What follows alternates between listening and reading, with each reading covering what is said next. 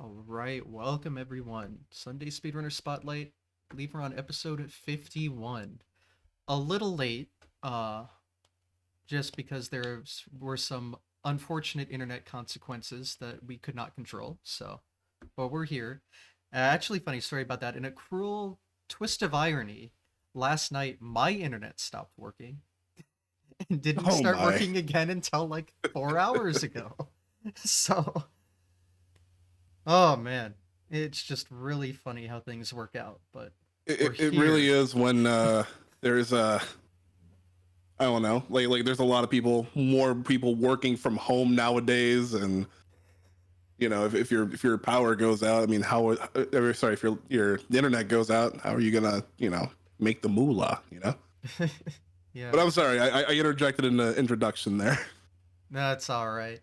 I had to shout that out because what are the chances? Because oh my gosh. But we're here. We've made it. Well, the streak lives on because episode's releasing this week still, even though it's a little late. And I have one scheduled for Sunday, which is in 2 days from this recording. So everything's fine. We've made it. The internet cannot stop us. So I'm good knocking on talk wood about for that. that. But anyway, welcome. How is it going? Hey, it goes pretty well. Thank you very much for extending the invite on here. No Uh, problem. then congratulations on keeping the streak alive. I'm so We're glad. here. All right. Yep. And in 2 days, that's episode 52, so that's 1 year. Oh, that's a big congratulations. Yeah, it's been a fun year, and here's to however many more I can keep up with it, I guess. So Mm. there's plenty of people in the speedrun community, so I mean, whoever wants to come on, we can just keep it going forever. We'll see about Yeah, that. I'm like that's the thing. You've already had a lot of prolific names here on here, and also shedding some spotlight on some rising stars, if you will. A lot of the retro side of things, rather. Yeah, Oh yeah.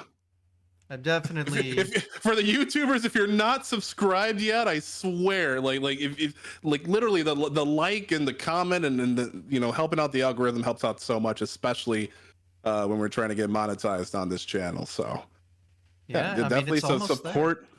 Yeah, like no, I just want to put like an emphasis on like supporting like the very like grassroots, community grown speed running projects. Like it's more than just like events and charity and all that. But if we want to preserve like a little bit of history, especially about personalities that we enjoy or people that have taken down really tough times in popular categories, like things like this need to exist and need to be supported. Well said. I definitely agree with that. That was part of my motivation for starting this whole thing. I like hearing the history behind things. I mean, Mhm. that's what got me into all of this in the first place. So, to get the more personal aspect of it, I think is pretty important and interesting, at least to me, and it sounds like to a lot of people. So, happy to hear that. But yeah, um, so about you now. Oh sure. What about me? Well, what about you? I think you've been speedrunning. I'm trying to figure out why this options thing is showing up on my Discord. It's kind of weird. Uh, It's never been there before. It's just a problem on my side. Probably no one noticed. Now I just pointed it out. I apologize. So anyway, my bad. But yeah, how did you get started in this nice realm of speedrunning here? Oh God. So before doing the whole speedrunning thing, I was involved into another like community, another competitive community called the fighting game community. Like people who play like Street Fighter and Mortal Kombat and all that. And back in like 2008, 2009, there wasn't really like as booming, instant social spaces like Twitter just yet. Mm-hmm. Like Twitter was like an 08, 09 sort of thing, so people were just getting on. The fighting game community, we resorted to like forums, and within those forums were like local meetups, like regional meetup sections for like like Midwest states and like East Coast and West Coast and all that stuff. So it was also kind of, I mean, like I was probably about like 15, 16 back then. So like it was, a bit of a risk, kind of like, making sure that meeting up with those people are like is like as safe as possible. But it happens, and a lot of the older guard, kind of had those guidelines like set up. So still. But we ended up doing a whole bunch of fighting game sessions at this person's house, and um, at the end of these, sessions where we played like our fighting games endlessly, we would like go on to Justin TV and figure out what's like the big stuff there. And a lot of the people there were really into speed running, and obviously, like the first people that were able to stream speed running were a lot of folks streaming popular titles like Super Mario 64 and Mega Man X was also a big one. So like I wasn't like the biggest like Mario fan, but like the tech that was displayed was like super phenomenal. Like it's almost like a fighting game combo. Like you're doing like strings and like all these macro inputs, and some are like really frame perfect. So I wanted to try to find something like a speed run for myself, for games that I enjoy, games that I grew up with. And thankfully, my parents spoiled me with a lot of games. So like, I had the Marios, the Donkey Kongs, the Mega Mans and all that stuff. I really did want to start with Mega Man X, and also a game that I picked up later was Castlevania Symphony of the Night. So like Mega Man and Castlevania were like my two like gateways, because there was a lot of like like old really great runs on like SDA, like Speedruns Archives, or sorry, Speed Demos Archives and all that. So I started to maybe stream a little bit of that practice whenever I was done with like my main fighting game stuff. Like I had just started to go into the streaming space around like 2013 2014, and excuse me, I had really internet. I had, a really computer, so I didn't really have the power to stream all these like really high quality, intensive action games. But like, yeah, I can throw on a Mega Man, and kind of mess around like in retro a lot. So I did really want to get into that speed running stuff, so I just started streaming like little sections, little individual levels, and like movement tech and all that stuff. And again, this was like in like 2014 or so. And as I'm streaming this, like, I'm practicing something simple as shield dashing in Symphony of the Night, where you just mash two buttons back and forth, trying to really get execution down before anything else, before starting runs. And then all of a sudden I'd see some members of the speedrunning community for Symphony of the Night start popping in, giving me advice, being like, incredibly welcoming. And I found that to be like, really intoxicating, because it's like, if you have people coming into your chat, especially as a streamer, like a content creator, if you have people coming in and be like, yo, I love this game, let's talk about it, or I love what you're doing with it, let's talk about it. Of course you're going to want to like, keep doing it, So, I came into a league with a lot of these, people that were in the Castlevania Symphony of the Night speedrunning community. And, they really helped me get on my feet with extensive resources and all the great encouragement. And like the SRL scene was like really active then too. So you'd see a lot of races, that time around. Like it was actually like a really bustling scene. And I hadn't really like gotten into in like those times like an online community like for like the fighting games. There was a lot of like local stuff, local meetups, or like regional tournaments. Like the people who play Smash Brothers can definitely like attest. But it was really great having like an online community like that, like to look forward to when picking up a game like this. So you didn't feel alone in that aspect, and they were just like really encouraging. They were folks like us, people who just wanted to talk shop with people who enjoyed the games, and they got me really really hooked on the speed running. So around then it was Castlevania Symphony of the Night and Mega Man 9. Those are my like kind of two grinds at the moment, because at the same time around when I was doing that, there was this really hype bounty for Mega Man 9 any percent speed run going around. I don't know if you knew anything about that. No. but people were really trying to hit under like 32 minutes, like IGT. I mean, it was like correlated into RTA as well, but there were a lot of people that put in money into this prize pool. So it was like, I actually don't remember the full amount, but it was actually like a substantial amount of money. So me being from like the FGC and kind of like being naturally driven by competition, like I didn't think I was gonna get world record right off rip. I didn't think I was good. Like I was humbled incredibly quickly, especially when it comes to a game like Mega Man. And like making a simple mistake or simple death here and here there can lose like upwards of like 30 seconds of time. Like no. But I wanted to see how far I could go. It's kind of it's kind of like making your way to the Pokemon League when you're playing Pokemon. It's like maybe I don't have the highest level Pokemon, or maybe I don't have like the highest skill or know-how, but I want to see how far I can take it. So with my so Mega Man 9 was like my grind for a bit, and I fell into a lot of league with those folks. The OG crew. There was actually a Twitch team called the Mega Man 9 crew, Hmm. made by Cool Kid, and that's how I like gotten to meet and like visit the streams of like half of the Mega Man community, because it's classic Mega Man. You see them roll pretty deep at GDQs like all the time. I don't know if you've seen like them take like the group photos, but like they are very large in numbers today, Yep. and There's always always some have been. relay too, whether it's on the Yep. mainstream or side project. It's always Practice there. practice room relays are always the best. But yeah, no, I digress. Yeah, so it was a lot of that, a lot of Mega Man 9 speedrun, a lot of Castlevania Symphony of the Night, and like 2014, 2015 was like those like sort of formative years to like really getting privy to speed running, and for like the competitive side. Like I love doing the races. I love trying to see how far I could take world record times.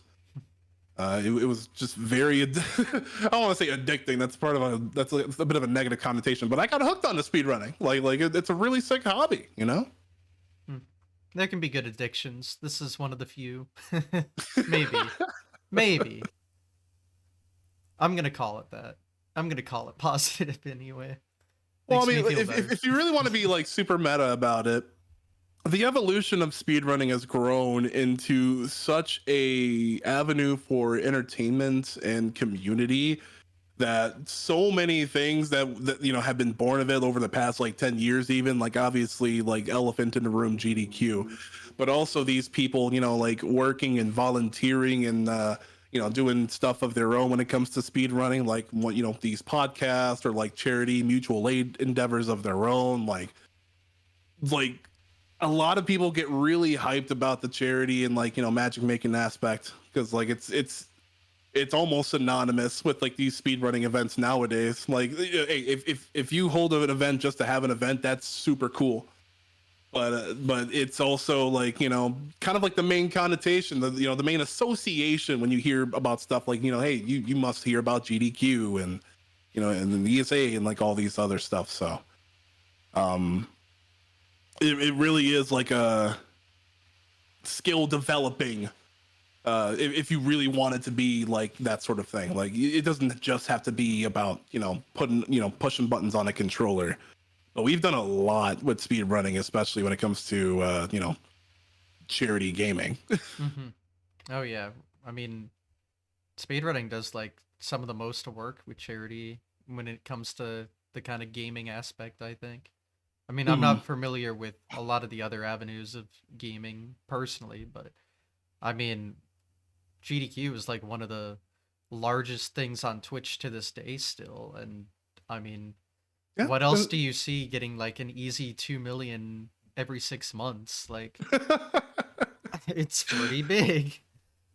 It is. It is. And like, yeah, kind of what you said. It's like there's not really much of anything else. I mean, I'm sure there's a lot of like great ones. Mhm. There are a lot of great like like indie jams and retro throwback charity events. I know a lot of the fighting game community have started to really gotten into charity fundraising with Matcherino. We can talk a little bit about that a little bit later. But yeah, you hear about charity gaming. 9 times out of 10 it's going to be like, oh, speedrunning event, GDQ. Hmm. Like it's something that powerful. It's not an association like, oh, all they do is sit in their basement and do world records and yada yada yada. Like you barely hear that outside of the no websites anymore. Like there's a very Yeah. positive connotation, and also a very, like I was saying, like a very character and skill developing experience, no matter how you want to take it. Like did you think that you were gonna be like a podcaster until like you got that spark? Or like, I don't want to turn the interview on you, but it's like, how did you get inspired to make this a sort of chronicle of speed running? Yeah, I mean, it just came into my brain one night, and I was like, because I like listening to this kind of stuff. So I was like, Mm. well, the best way to get that content for me is to do it myself. Yeah. And I'm getting what I want out of it. But yeah, it is funny because like 2 years ago, I didn't even use a face cam because I I I always just hated that. So Hmm. a lot of personal growth also was involved with you know the the There path was a lot towards of that. this, I guess. I think a lot of people can be, are in that same boat. Like I certainly am. Like, but when my very first GDQ was a GDQ 2016, I was only there for about like half the week, but I was absolutely floored at what goes on behind the scenes, and like meeting these people that are part of your speedrunning community for like the first time. Like it was the first time I've ever had that sort of instant chemistry with like, seemingly strangers, but they also know how to put on a damn good event. And like this is like I always say this is like the next level telethon. This is the next level. We entertain you, you call in with your donations, and we do a whole bunch of other, cute and funny and all that stuff along the way. Like it really has, been shaped into such a entertainment value that that so much can be you know put to positive use, like Mhm. a good cause like these. Oh yeah. I mean, yeah, I mean, there's a merit to just wanting to see like just top level gameplay, and then, but yeah, then there's this whole aspect of like putting on a performance, Hey, and and there's this place for like a lot of that too. Like, mhm. yeah, my first GDQ was a race. Like things were very competitive, and I'm pretty sure that people that were donating because like me and Slurpee Ninja were keeping on such great pace with classic Mega Man. Like it's really cut and dry. Like especially Mega Man 9, where there are very little glitches. So it's like what you can see, what you can visualize. Like if it's easily followable, like it's a really good race fodder. I believe. Mhm. Um, and that's how I first came into the whole scene. Like I didn't want to like grind for world records, like like heavy, like try hard it, but like I really wanted to be like, these are some of my favorite games. I can beat them like I could be up there with like the best of them. I was absolutely floored seeing like folks like Spike and Duck Fist and all of them, like just being like really cool and casual when meeting people for like the first time. So I really think that set like a really good precedent. Like me as a first time attendee, like I've set a really good precedent for like how I expected the speedrunning community to be, like as a whole. Mhm. Yeah, definitely going to events really helped me realize just how welcoming it is, how important the community aspect behind it is. Because when I went to my first event, like, I have my own like anxiety problems, especially in the social aspect, and Hmm. I didn't talk to many people. I kind of just, well, other outside my like personal friend group of the people I did know at the time, at least.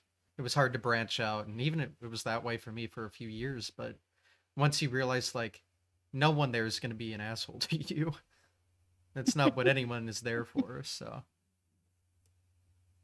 Yeah, and I'm really glad that a lot of the, I guess a lot of the elitism that was like exhibited in like the past were like just kind of like mainly online.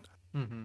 So because like going to like GDQs, like especially like now, right, where internet's like social media is just filled with a lot of like rage bait, a lot of like, interactions for, bad faith takes and like all that stuff. Like Hmm. it's everywhere, but it was definitely pointedly in like competitive communities and speedrunning and like all that other stuff. But you go to events like these, or you go to just like regular meetups, or GSA is pace and all that stuff. Like you don't get any of that. You really No. don't. Like you get the people that actually have some like sense uh of knowing, like, this is about video games, and Hmm. shouldn't be about any animosity because of whatever. But, Yeah. Pace is a great example because their main primary focus is the competitive aspect of things. yep. And even with that primary competitive aspect, like it's still as welcoming, even maybe more so as GDQ because it's not as large as it. So you have a greater chance of being able to talk to everyone that goes there. Yeah, I'd say like, because like the community's a lot more like condensed in that aspect. Like mainly Mario, I would assume Yeah. for like the pacer oriented events. Not that it's a bad thing. I'm not saying it's a bad thing at all. I really love what they do, but it's like, there are events like that you would go to fall in league with a whole bunch of other people much like you. GDQs were also always like so very like overwhelming, especially like coming in there for the first time because I didn't know anybody, and like you were saying earlier, like you had only recently started using Facecam. Didn't nobody use Facecam like 10 years ago? So it was a lot of hunting and pecking, like more so than you do now for trying to decipher who someone was. Staring at But the badge, just like, oh. yeah, hey, I still do that from time to time. Of Like course, I'm yeah. just like That's what they're there because, for, right? yeah, because you don't see these folks for like 6 months or a year like on end. It's like, hey, no offense, no offense to anybody that I did that on, but I mean, there's we're only just like talking here. 2,000 people there. Like sometimes it's hard to remember everyone. Hmm. So, yeah. Thank goodness for those badges. Saving the day if you don't know what every single person there looks like. Because But the yeah, brain can't do that. Let me tell you that. no, for the early years of speedrunning for me were like incredibly chill. I think it was like really beneficial for me to be like a big mutual and not like commit to a certain like game or series community, because right after that, I started doing a lot of like indie game Metroidvanias, started hanging with a lot of like the indie game crew. Shout out to Sex Rex, and also Half Coordinated. They were all really, really welcoming of like new people like me into their. We didn't have Discord back then, so we had Mumble. We had I've Mumble, and never we even heard of that. I usually hear Skype. that's right. Yeah, Skype, Mumble, Ventrilo. That was like the the three dark horses of VoIP back then. But yeah, Wow. Mumble server where you actually had to like pay for upgraded quality and all that, and Oh yeah, no. they had it. Yeah, they had it, and so yeah, it was a really small indie community where we would also just like share the games that we loved. Like I didn't really like speed run. I maybe picked up like one or two speed runs, like Guacamelee. I don't know if you played it. Absolutely dope. If you love Metroidvanias, you would absolutely love it. But that was the one that I picked up from them. But there were a lot of like like Shovel Knight and Super Time Force Ultra speedrunners, and even puzzle games like Critter Crunch. Like there was a lot. Um, as I tried to like veer away from like retro a little bit and just kind of like try to find some like diamonds in the rough, because uh, around 2012 2013 was like a really big boom of indie games. So you got stuff like Guacamelee and like Rogue Legacy and Shovel Knight not too long afterwards. So I think there was a lot of room for speedrunning communities to grow and develop their games and routes, through those indie games. And as I was picked to do a speed run of like Guacamelees at like various like smaller like mutual aids and like smaller charity events, like I really love the fact that I had to sell people on my game. Because like of course people look at a speedrun schedule. Of course they know what the Nintendo games are. Of course they know what the Sony games are, and like the Xbox and all that stuff. But like something new like Guacamelee, like it's not that's not even there's not even a Vania or a Metroid in the name. So it's like you really have to sell folks on the game that you're playing for indie games. So that's where I started to veer off into a little bit more of that unique type, I suppose. But various Mega Man and Castlevanias along the way, and just a lot of stuff that we that we did that I can't even begin to recall.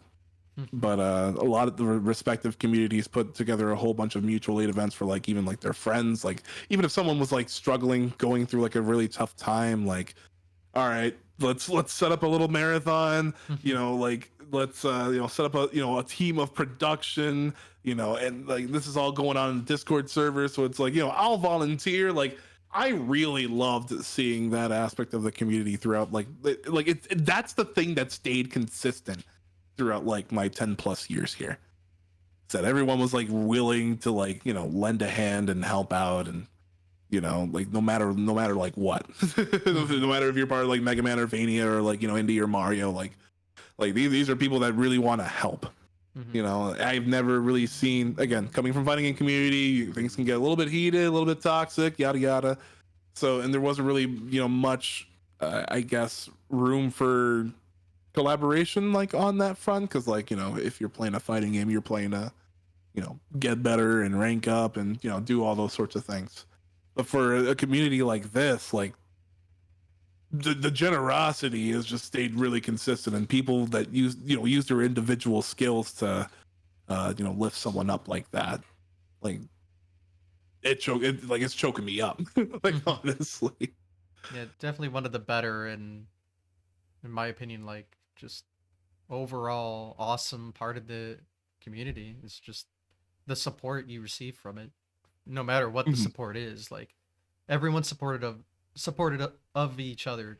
I cannot talk today, but it's great. It's great to see, and I think it's just kind of always been that way.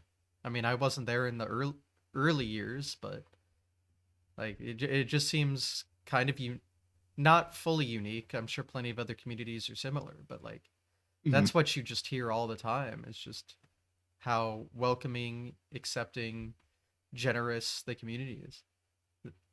It's great. Yeah, that's fair. And like even if like again, I started coming into the community around like 2015, early 2015, late 2014, and I still don't feel like like an old head. Like there are people been around that since like the late aughts and like 2010, and like when classic games done quick were like a thing, or like it like you said, it's been like a history, but it's been like the pattern, the same pattern of people with these great gestures.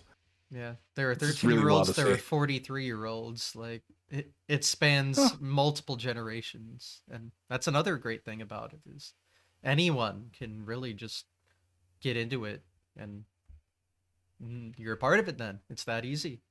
Yeah, yeah, and I think we lend a lot of credit to these newer developers that kind of like want to have a little back scratching session, right? So like usually for like indie games, you did not really think about like the replay value in sorts of like in terms of like, hey, you can speedrun this a lot. But like since we've been getting a lot of tools, like even simple tools like a level select or different file slots or an in-game timer. Oh, we love the in-game timer in our in speed runs. Um, people just feel a little bit more compelled to to do it, especially if there's like an online leaderboard, like a lot of these other indie games are doing nowadays as well. Like, um, there's a lot of like overlap when it comes to wanting a game to survive, basically. And if you speedrun your favorite game, hopefully it never dies, and that's why I love indie games then. Speedrunning's a great way of preservation in its own way. That's for sure. But yeah. Yeah, I'll say so. There's been a lot of less of sorry to cut you off. There's been a lot less of like the whole like removing like absolute game breaking, I mean, I feel like the QA is like has been like a lot more lax. Like if it is a game breaking bug, especially if it's on a console, like sure you got to fix it. Hmm. But I think feel like a lot more of these companies have been a lot more lenient on the sort of exploit side of things when it comes to discovering tech and speed runs, and I think that's really cool.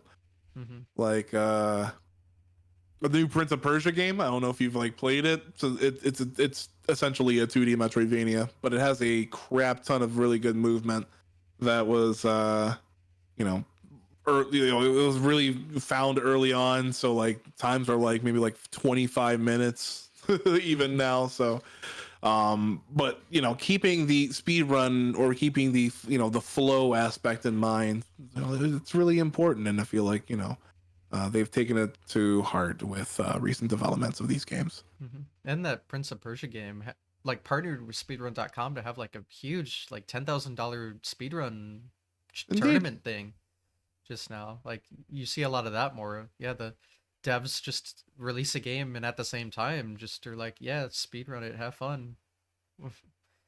And Yeah, then yeah, they'll like make it accessible, which accessibility is incredibly important, and you see that more and more now. Like so mm, many great developments over the years. yeah, yeah, Ubisoft definitely being a lot more cognizant of how they approach accessibility and approachability for easily accessing a game. Hmm. And I think it's also on the community as well, because we started to be a lot more welcoming of, say, like not first party peripherals and like turbo mode and Hmm. like all that stuff to really preserve the physical condition of speedrunning, because it is a very taxing, very mentally and physically demanding hobby, Hmm. you know so those developments are, and like getting a community to say I on something that's a really drastic change like that is very massive. Hmm. Like it compels people to want to do RPG speed runs, because you do not have to be tapping away at your tendon, tapping Hmm. away at a button for like so long. Or like Metroid Dread has a turbo category as well. Like just trying to keep other gamers in mind, and also keeping things very fair and fun. Like in Hmm. between, like it's come a long way. Yeah. And And the the thing other, that like it's not even like done yet. There's been like so much integration of speedrunning within like the entertainment and gaming spaces that it's become a mainstream thing now. hmm, definitely. Yeah, I mean, whatever can get more people to do it, it's always going to be like the best way to keep things growing. And yeah, I mean, another great thing about speedrunning is you don't even have to do it to be on a leaderboard. Like, if one doesn't accept Yeah. a certain way to play, you can still just do it. Like, nothing, rules on leaderboard will not stop any, doesn't have to stop you from participating too. People will care no matter how you like get into it, I guess. So, as long as you're not like actively cheating. Yeah, like I mean, oh hey, I just picked up this game like 2 hours ago. Guess what? I got the world record. Oh gee, how about that? Like, yeah, but yeah, I mean, like, yeah, just do it. There's no wrong way to do it, I guess. So that's what's yeah, cool like about it. especially when you're just like learning something. I feel like learning like your first speed game, learning your first speed game is like the biggest hurdle. Hmm. Just because like there is an innate perfectionist in all of us, where we do not want to see see failure time and time again with Tell this, me about with it. especially with a hobby, especially with something Hmm. that's supposed to be like chill, right? Yeah. I feel like once you get over that, or at least like develop a plan to like practice well, Hmm. practice smart instead of like resetting first stage over and over. I think you'll be a lot more like in tune with how you're supposed to develop your hobbies in speed running. Hmm. Yeah. And like you said, when it came to leaderboards and all that stuff, like yeah, they are there if you want to compete for them, or you can just you don't even need a timer up. Mm-hmm. You know, like it's a little bit of memorization. It's a lot of execution, and like the more you play the game, the better you're going to do at it to begin with. That's also a little bit of how I got into like Mega Man speed running, because like I grew up with the X series. They give you a dash button. They give you all this tech to, you know, preserve your momentum with this, you know, with dashing and jumping, and you know, you can make sure to mow any enemy down in your path because you have like the tools to be powerful enough. So like, you know, there are games like that that innately, you know, teach you to want to go fast, I guess. Like, you know, you're not gonna not use the dash boots. You know, you're not gonna not run with Mario. You know, these games, I feel like especially the retro games, like actively, you know, encourage that mindset. Mm-hmm. Yeah, and again, you can also not use those. Sometimes there's a separate category for it. I've definitely done Uh some no B button runs of Mario 1. You don't have to run. I'm sorry, you said no B button. Like my heart skipped a beat. Like Mario walking. Like Yeah, imagine. right? But yeah, Yeah. there are these certain, I guess, like stipulations that you can impose upon yourself, like you know, the challenge run aspect. Yeah. Again, there's no wrong way to do it. Yeah. I've had the record in walkathon. Why not? You can do it. You don't have to push that B button. Can I ask two questions? How Sure. and why? Like, um I, these are great questions. I'll have to think about this.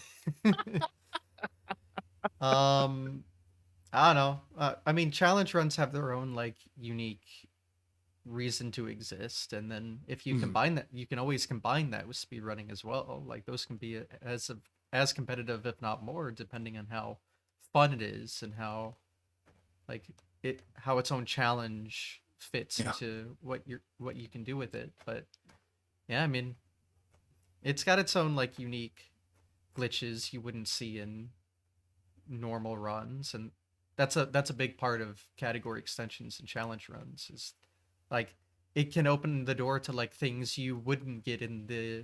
regular category runs, like because usually games have more in it that you just wouldn't see otherwise. Oh god. Speaking of that, and like we were talking about like competition and races for so long, but that's why I love the hell out of randomizers. Mm-hmm. Like I love randomizer races. I love especially like the input intensive ones, like the Metroidvanias, or even like Link to the Past, where you would have to devise something very specific to this circumstance, this certain situation, this certain seed, this certain loadout, and like speedrunners can just quickly think on their feet like that. I think that is the most impressive thing, Mm-hmm. especially with how wacky the logic can get. Randomizer is a fantastic example of that for sure. Like, I mean, you're taking a game and then yeah, you're just getting all these situations you would not get in any other scenario. Mm. So it shows your mastery. It gives it replay value. It's unique with what you can showcase with it. Like again, and usually those there's no leaderboard for it because it's pure random bullshit. Like it's a great example of that Probably speedrunning like a adjacent tournament thing. or something, but like, you Yeah, know, but other than like that, it's like, all right, yeah, yeah, if you want to raise this certain seed and have it be faster than mine, all right. I mean, be your guest. yeah. But you know, like it's definitely like an in the moment, on your feet sort of you know, competitive thing. Hmm. Like, love the randomizers. Yeah, such a good speedrun adjacent kind of thing. Just a great example of what I was trying to say, I guess. But yeah, that's a great, again, like visually appealing thing to watch. Probably like for the runner, a good like, ooh, this is fun. See, that's the main thing. Again, Mm. is like as long as you're enjoying it, like do whatever lets you have fun with it. That's always going to be the most important aspect above anything else for like the personal grind, I guess.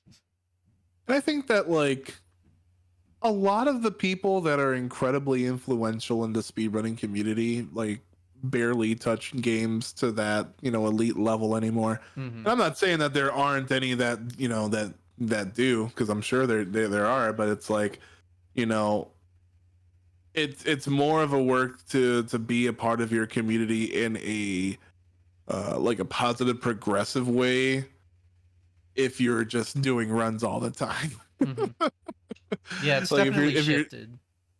like if you're doing stuff like this, you know, like the podcast or like an event, or you know, trying to coordinate any sort of project speedrunning wise, like you're gonna be taking some time off the game, and I think that's completely okay. I Hmm. actually don't even think that you really need to, you know, grind for a top time to like, you know, have a say, you know, to be a voice of reason in the speedrunning community. You know, you can always there's this is a melting pot of a lot of different, you know, ways of thinking. You know, you definitely need, you know, multiple sets of eyes on a problem that would be, you know, need to be solved. Hmm. Yeah, I mean, some leaderboards have what 10,000 different runners, and 99% of them will never be a top runner, and they don't want to be. They're doing it purely for the Yeah. enjoyment of it, and should always be like the main motivator to continue. That's what'll give you the best mindset and have the most fun with it. Yeah, I'll always have two rules of thumb when it comes to picking up a speed run.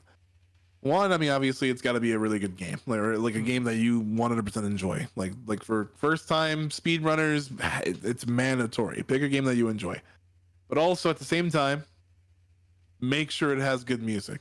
If you want to go a step further, make sure it has good stage one music, because you're going to be hearing that a lot. But That's fair enough. like anything to kind of cushion that blow of the repeated attempts that you're going to be, you know, sinking in these hours, you know, grinding a game. And like over the years, I haven't really sat right with like having to grind a game for like so many hours. Like I really would rather play other games. But when it comes to, you know, dedicating that craft, you know, for any sort of for any reason, whether it be to, you know, have a leaderboard time or to have fun with it, you just really need to be on point with the consistency at the very least. Hmm. Yeah. That's the number one thing. And like we were saying about the community putting themselves to use, or rather their skills to use, not themselves. That sounds again a negative connotation, but like we wouldn't have like the resources for, you know, modern speedrunning today. Hmm. Like a lot of the retro games have, you know, practice ROMs or practice hacks, whatever you want to call them now. There's a lot of great you know, development with software emulation to be as, you know, 100% to, you know, identical to hardware as possible. Like I feel like speedrunners really, you know, contributed to that as well. Hmm. A lot of the glitch hunting and, you know, other outside adjacent aspects of speedrunning. Like, there's Yeah. just a lot that goes into that.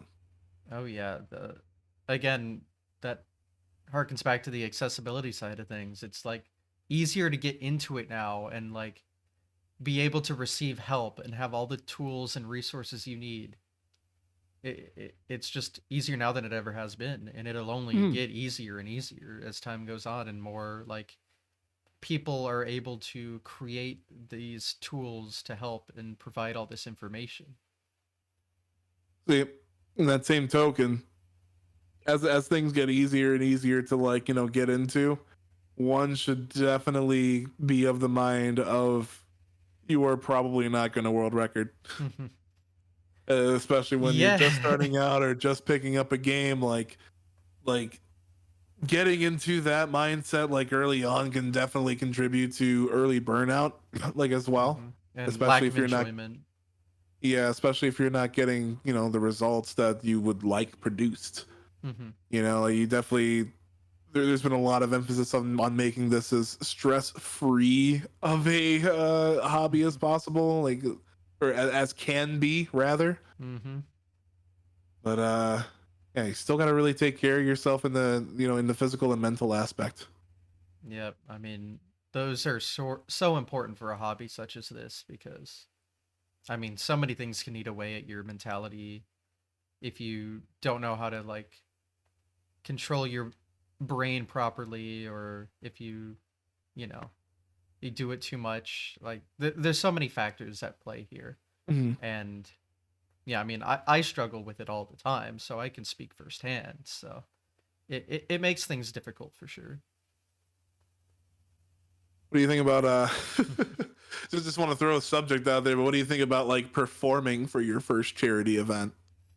Um, I've gotten better at it. I think the first time, well, I was lucky. The first time I like did a GDQ run is when it Yeah. was online and there was no like camera or mic because it was a race, and that was too much setup in the online So things you at just the had like the time. So commentators and all that, yeah. so I had it easy starting up. Although I will say for that first GDQ I was this is SGDQ 2020 just to get a time frame there. Mhm. Um we did have to record an interview ahead of time. And so that was the one of the first times I had to point a camera at my face and talk about it. And it's just so obvious how uncomfortable I am doing that. Like, oh my god, I was so nervous. Like, and it's so obvious. So, I mean, it's nerve-wracking. It never won't be. I mean, that's a lot of eyes on what you're doing. So, I mean, that first one's always going to be hard, but I guess what I can say is after a couple minutes, once you're used to the environment, you can kind of take your mind on it and off of it, and like get back into the more like the groove of things and get more comfortable with Mhm. the situation you're in, and it becomes a lot easier after that. Was that your first like ever charity run or just GDQ run? Like, did you do any like performances before then? That example was first GDQ. Everything else I would have done was just like a simple, online event here and there for whatever cause it was at the time. And usually that's just gameplay and a microphone. And I mean, that's pretty comfortable because, there's not as many eyes on it at all. And you can just kind of get into your element and Mm. talk the way you want. There's no commentary or having to like think about donations or anything. Like the people hosting the small events kind of take care of all of that in the background, and you can kind of So you just had commentators for you then too? probably um Okay. yeah, I mean, this would have been many years ago. Like when I first really started like getting better, I would join a lot of these smaller events just because, it was fun. I mean, I liked helping out a good cause, and Yeah. just being able to perform in a non high stakes environment and still have like at least a few more eyes than what I'm used to and be able to showcase something. I mean, that's just fun. Yeah, GDQ is usually a different story just because of how much more massive it is compared to anything else. So that's that's the example I tried to provide first, because like that's always going to be a very different ballpark of how it affects you just because of the sheer number and scale and all of that. Just so different. See, and this is why you gotta like you gotta take it easy when it comes to these competitive aspects, because it's like, what if you're just like you're in that try hard mindset and then it just something just breaks in that foundation and you just bail on stream. Like just keep going, just keep with consistency and keep for the fun of it. And I don't feel like you would have to have like, these major butterflies and then these one take events, Hmm. I think the maybe especially for like these smaller online and mutual aid events as well, where it's like, because you're also performing for people, like Hmm. it's not just GDQ that's very that houses this sort of climate, so to speak. Hmm. um yeah, I mean that probably be like my advice, like just keep for the consistency. I liked also the idea of having a commentary team behind you, so you can just like focus on the run if need be. Hmm. You can call parts for like serious time, or you can interject in commentary because obviously you're the runner, you would know about the game. But I really feel like taking care of yourself for your first ever performance is definitely key. Hmm. Yeah, Um, for me yeah. personally, I struggle with kind of like talking and playing at the same time Hmm. and coming up with information that's beneficial to the viewers. And I'm a lot more nervous if I'm just by myself. So for me personally, again, yeah, I like to be able to focus on the game, and having commentary to either do that work for me or to like bounce back and forth off of and not feel as like pressured to like it's always better if you're not by yourself, I think. So Yeah, because I mean, well, I mean, also you're playing games that have like very little downtime in mhm. between, like, levels, or like in the middle of the level you're just like going. So Mhm. having to react to an enemy pattern, or react to platforming is a little bit different than say like an RPG speed run, where Mhm. you can let animations play out, then you can kind of like breathe a bit or talk a little bit about the game. So like, it's a lot subjective, but definitely get have a team ready for you, a team to support you. Mhm. Yeah, I mean, for me, that's always what I prefer. Like, I see a huge difference between if I do something purely on my own versus having some like commentary or something like that.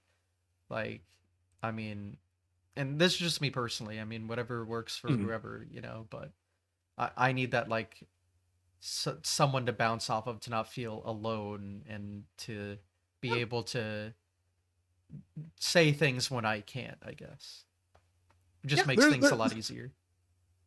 I think on my side of things there's a very um distinct, like, I guess, like, way to that I carry myself when it comes to like on stage versus like on stream, Hmm. because it's a very different, like, audience. There's a very different, like, shift in the audience, where if you go to the GDQ, or even if you're just like reading chat, going to like an online marathon, or all, and things like that, um you have that energy to bounce off of, right? Like I'm very momentum heavy. So like, if the crowd cheers, yeah, like, or if they interject, or if they heckle, yeah, like, well, I'll bite back, because it's definitely them being engaged and interested in what you got to show off there. You know, I on like the stream side of things, like, I'm very chill, very chill. It's in the morning time. That's the time where I stream. People are working. People are at, so like, things are a lot mellow on that front. Um, I think that trying to like perform at your very best also requires a team, so that you don't, like, overextend uh with exhausting yourself throughout the run, and so that you can focus and all that.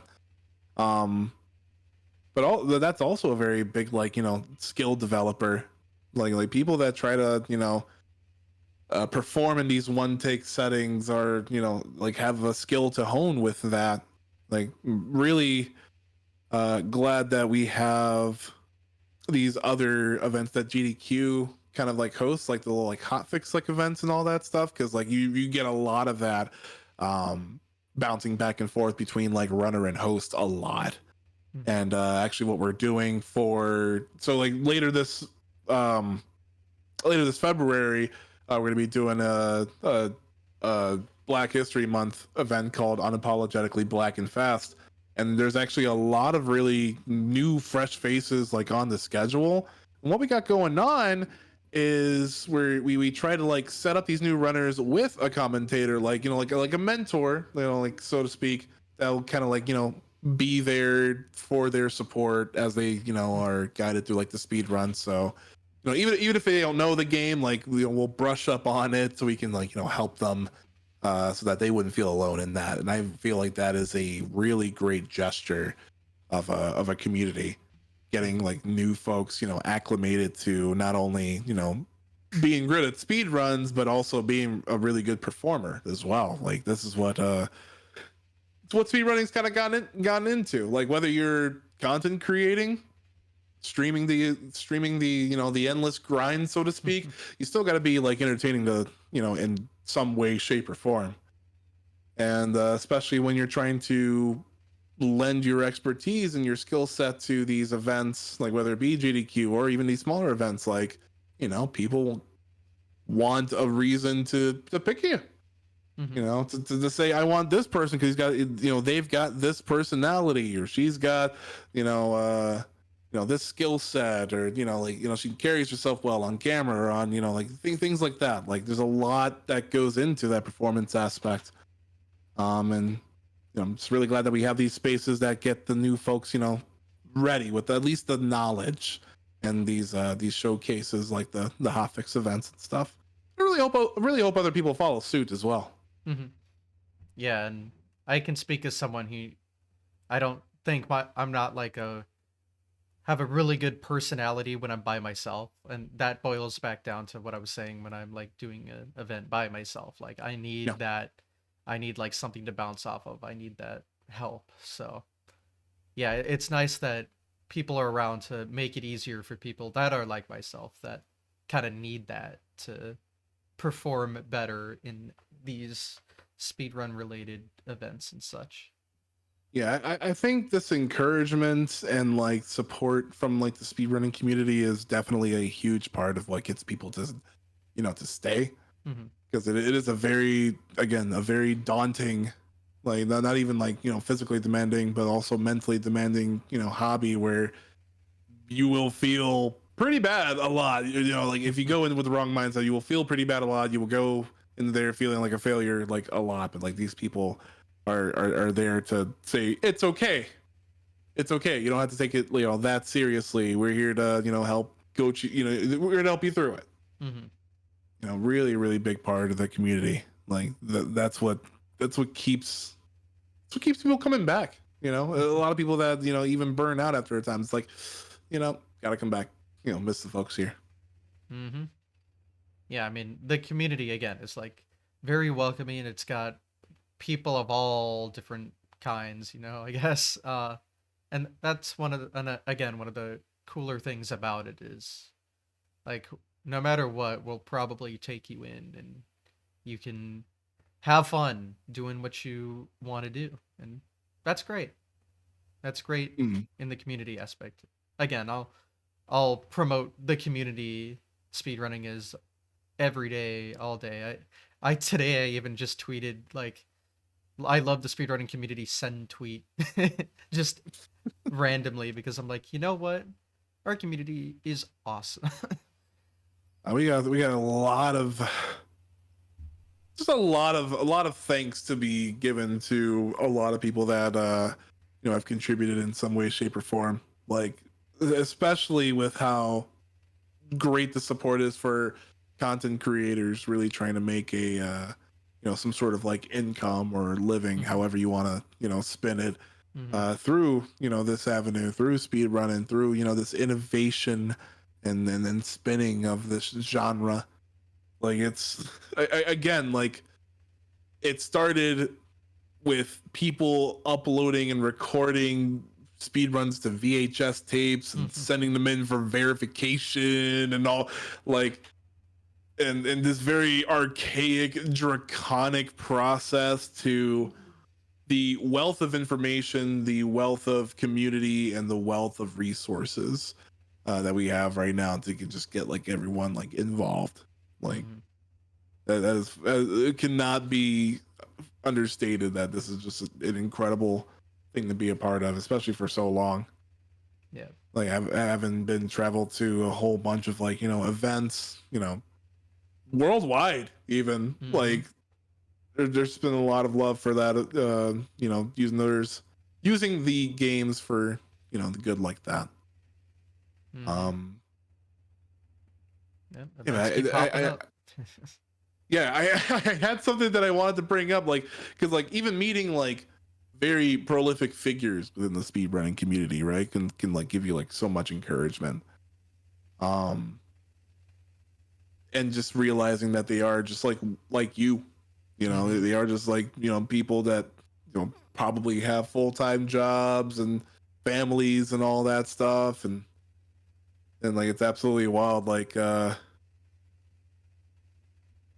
when I one of my first sort of like instances with like someone like really well known. It was like AGDQ 2016, my first GDQ, and I went there by myself. Like I was rooming with people, but I went there by myself, and like I had like my own agenda of like just trying to like get a lay of the land, really. Hmm. But there was like this Super Metroid run. I think it was reverse boss order. Hmm. So like my mind was like instantly blown. Then I see see Duckfist come up to me, and like I love this guy. Like he's my one like my inspiration for like the commentary, like being like very informative, like as it should be, and his wealth of knowledge about so many games like was just incredibly boundless. So this guy just like lays down the entire the gist of the reverse boss order routes and like all these specific tricks to this game, and I'm just mesmerized. It's like this is the Mega Man guy. This is the Mario guy. This is like one of the retro speedrunners of the age. Like right there, just saying like, hey, let me lay down the facts for this kid real quick. Like I just thought that was like the coolest thing like ever. Just you know, because when you try to like meet someone that's like got like a lot of followers or like a lot of people that like admire that you feel like a certain kind of way, like do you even want to talk to me, do you even like want to interact with someone that you don't even know, but to have someone like that just be like, hey, yeah, I know you're watching this and like you're so puzzled, let me tell you about this game real quick. Like that was such a cool moment for me.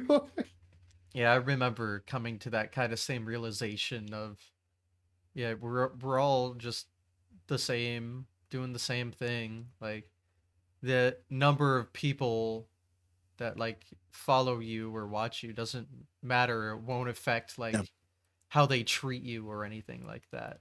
yeah. And you go into there assuming that won't be the case. Like, they're popular. They're going to have people running up to them wanting autographs and wanting to talk, and they'll be in their own friend groups. And that doesn't have to happen. Like, Mhm. they'll make time for you. Like, that's at least from my experience. So, Yeah, like it's honestly no different, especially when you're in a GDQ. It's no different than going into someone's Twitch chat and just talking shop there. mm-hmm. Like a lot of these people, especially way back then when we were just getting to travel out to these events, were essentially faceless. Didn't stream with Mm-hmm. like any cam or like any sort of like branding at all. They just took like a sprite of a mushroom from Super Mario. Like, okay, yeah, this is it. And again, I'm not trying to take a jab or shot at anybody, but I'm just saying that it's just kind of like how it was. So, um, it wasn't really until that IRL face to face interaction where you come to that realization that like hey, there are people like me. Mm-hmm. Yeah, and I always recommend that every speedrunner, if you can, just go to a GDQ once, and that will really just open your eyes to the community, like how it truly is.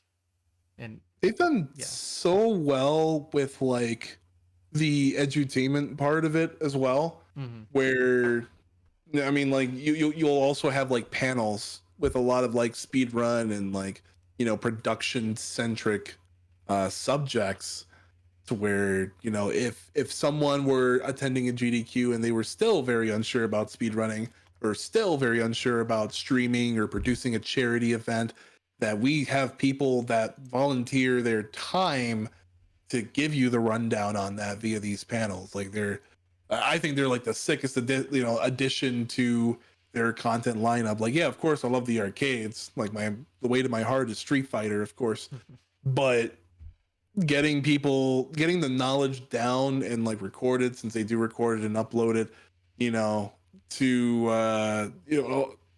to cover a lot of the introductory bases, is just super helpful. Mm-hmm. And I hope other events follow suit. There's a lot to do like you said, there's a lot to do at these GDQs. It's a Oh, lot more than sitting in the ballroom. As much as I was a stream monster during AGDQ. Like I watched so many runs. I feel like there's just been so many times where I just have not like attended like any of the ballroom like viewings as of late, especially with like how crazy the last couple of SGDQs were. Hmm. So I was just straight stream monstering. Like I was straight watching these runs, like, and they were so good. One of the best lineups of AGDQ so far. Hmm. Um, but yeah, there is a lot of other stuff that you can do to get yourself hip, or even like talking to like our partners at like the Yeti and like PCF when they're there, MSF when they're there. Like Hmm. really getting involved in into that charity magic or speed running or whatever. Like it's just so great. Oh yeah, yeah. Panels, arcade, practice room, tournaments. Like they've got it all. Hmm. There's so much to do, and no other like speedrun event is like that where they have just all of these things. I mean, you can rent any console you can think of for free, and then I just won't play with lie. people. Like, wow. I won't lie. ESA's also got a pretty banging arcade system as well. Like Oh, they have that's good. really great imports. Like what does he actually go like Edenal? Sorry, Edenal. Like owned a lot of these things. Like he actually owns like an arcade shop and all that with all these really great imports. And like the way to my heart there is like I would think we played like Guitar Freaks, Drum Mania. There was a lot of great rhythm stuff there.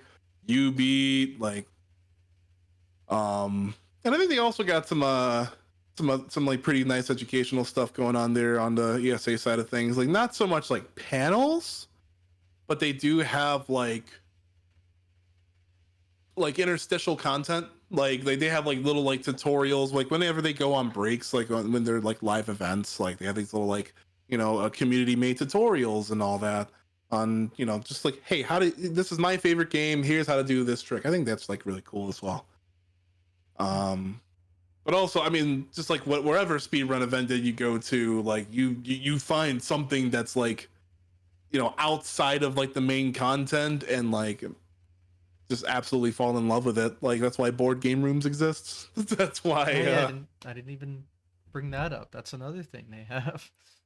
And one thing that I absolutely missed out on was playing a bunch of Magic the Gathering at AGDQ this year. So hopefully I make that up for SGDQ. But yeah, there's a lot of bonding to be made without video games. Like board games are really acceptable, and then food as well. But I digress. Surrounding areas always got something to do. Although this time it was really cold. Yeah, like I wouldn't even be mad if we had SGDQ in Pittsburgh because like Hmm. the warmer weather would definitely make downtown Pittsburgh a lot more walkable, Hmm. a lot more accessible in that aspect. But man, was it cold! I I mean, we haven't been to an AGDQ in quite some time. Like I haven't been to I wasn't to the Florida one in Hmm. 2020. So for me, it was a really long time, and I was not prepared for any of that to begin with. But it was a really good area, like really Yeah, good the area area. was good. I really liked it. I don't. The only thing that I didn't like about it is that it felt too much like my hometown, and I only had to drive like maybe like a couple hours with Glenn who toughed out the drive for us. So shout outs to Metal Glenn Solid. But yeah, it just felt like Cleveland point five. Like, I'm going to snowy, windy, cold weather, and I'm landing in snowy, windy, cold weather. Yay. It almost took that a little bit of that charm out, but like once you go into the actual venue, meet all the people, obviously, it's just you can't compare it to literally anything else, especially Yeah. AGDQ. AGDQ is so key. Hmm. Yeah, if AGDQ stays in Pittsburgh, I kind of wish AGDQ and SGDQ would swap places because then Pittsburgh would be in the summer and then Minneapolis, at least, all their buildings are connected by that skyway, so you don't have to go outside. Yeah, like going outside of Minneapolis, especially up north to the suburbs and they have a really nice barcade there as well. Yeah. Like it's really, really nice that time of year, and it gets really batshit cold. Yeah. Like we're okay, or sorry, Pittsburgh's okay because it's like a little bit away from the lake, like where we were situated. Hmm. But like I know, like Minneapolis and Minnesota, that greater part just gets pooped on with inches of snow. Like it's just not a good time. Yeah. I guess But just we'll see. or Pittsburgh just needs to build a bunch of those skyways or whatever, and then we'll be good. But I think a different like hotel would be great. hmm. Like that was also like the Oh yeah, the biggest hotel bummer. was yeah. Those Like bathroom I don't want doors, man. What are they doing? I haven't seen those in since like the 90s, since like I was like a little kid. I've had regular bathroom doors like since I guess like the early aughts of 2000s. And also like every floor was like differently laid out. Like every No, was it? room had differently branded equipment in it. Like some had microwaves, some didn't. Some Hmm. had functioning refrigerators, some didn't. Like I was thankful because I bought a mini fridge just in case. But yeah, definitely some things that you got to prepare for uh when it comes to traveling out to like an event like this. Um it might, and like in a place where like GDQs might be like, it might be more beneficial to check out another hotel in the area. Like you might have to spend a little bit more, but if you don't know what you're actually like getting into, that could also be a more, I guess, apt option. But Hmm. I will say pardon, I loved the venue. Like that area was very nice, and everything was like right all in the same spot. Because yeah, GDQs have definitely used to be really spread out sometimes, and you'd have to go all around the hotel. But here, like everything was condensed into a nice, easy to access area. That was quite yeah, nice. that was reminiscent of like the older like SGDQ like 2018 and 2019, like that hotel where it's like the first couple of floors was pretty much like the entire convention. Hmm. And I mean, honestly, like with the amount of folks that we've had to like share space with, like we didn't even get like much overlap this time around. Hmm. Like or it was either that or safety.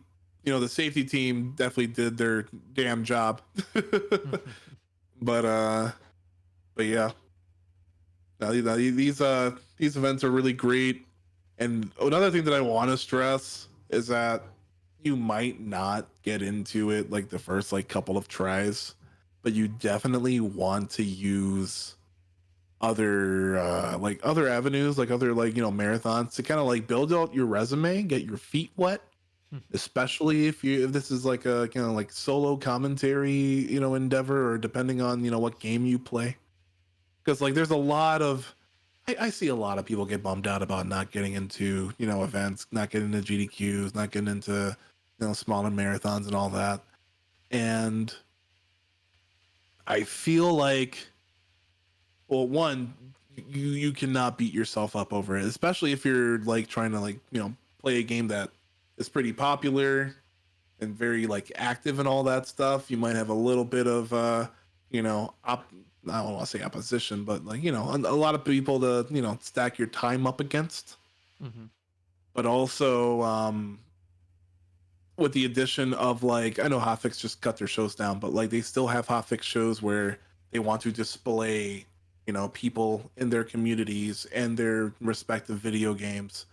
So if you manage to like get on something like that, there is a really great like hosting dynamic to where you don't have to feel alone when performing. You can build your portfolio, you can get like really familiar with the team and like how you're supposed to conduct yourself in that sort of like situation.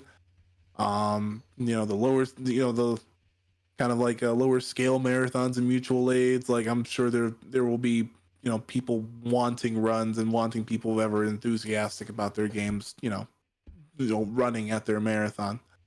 And it's okay if you flub up, like whether it's like commentary, whether it's gameplay, like very rarely does the perfect run ever happen in a one take setting, especially with such uh I don't want to say so much on a line, but like such a high intensity setting, you know.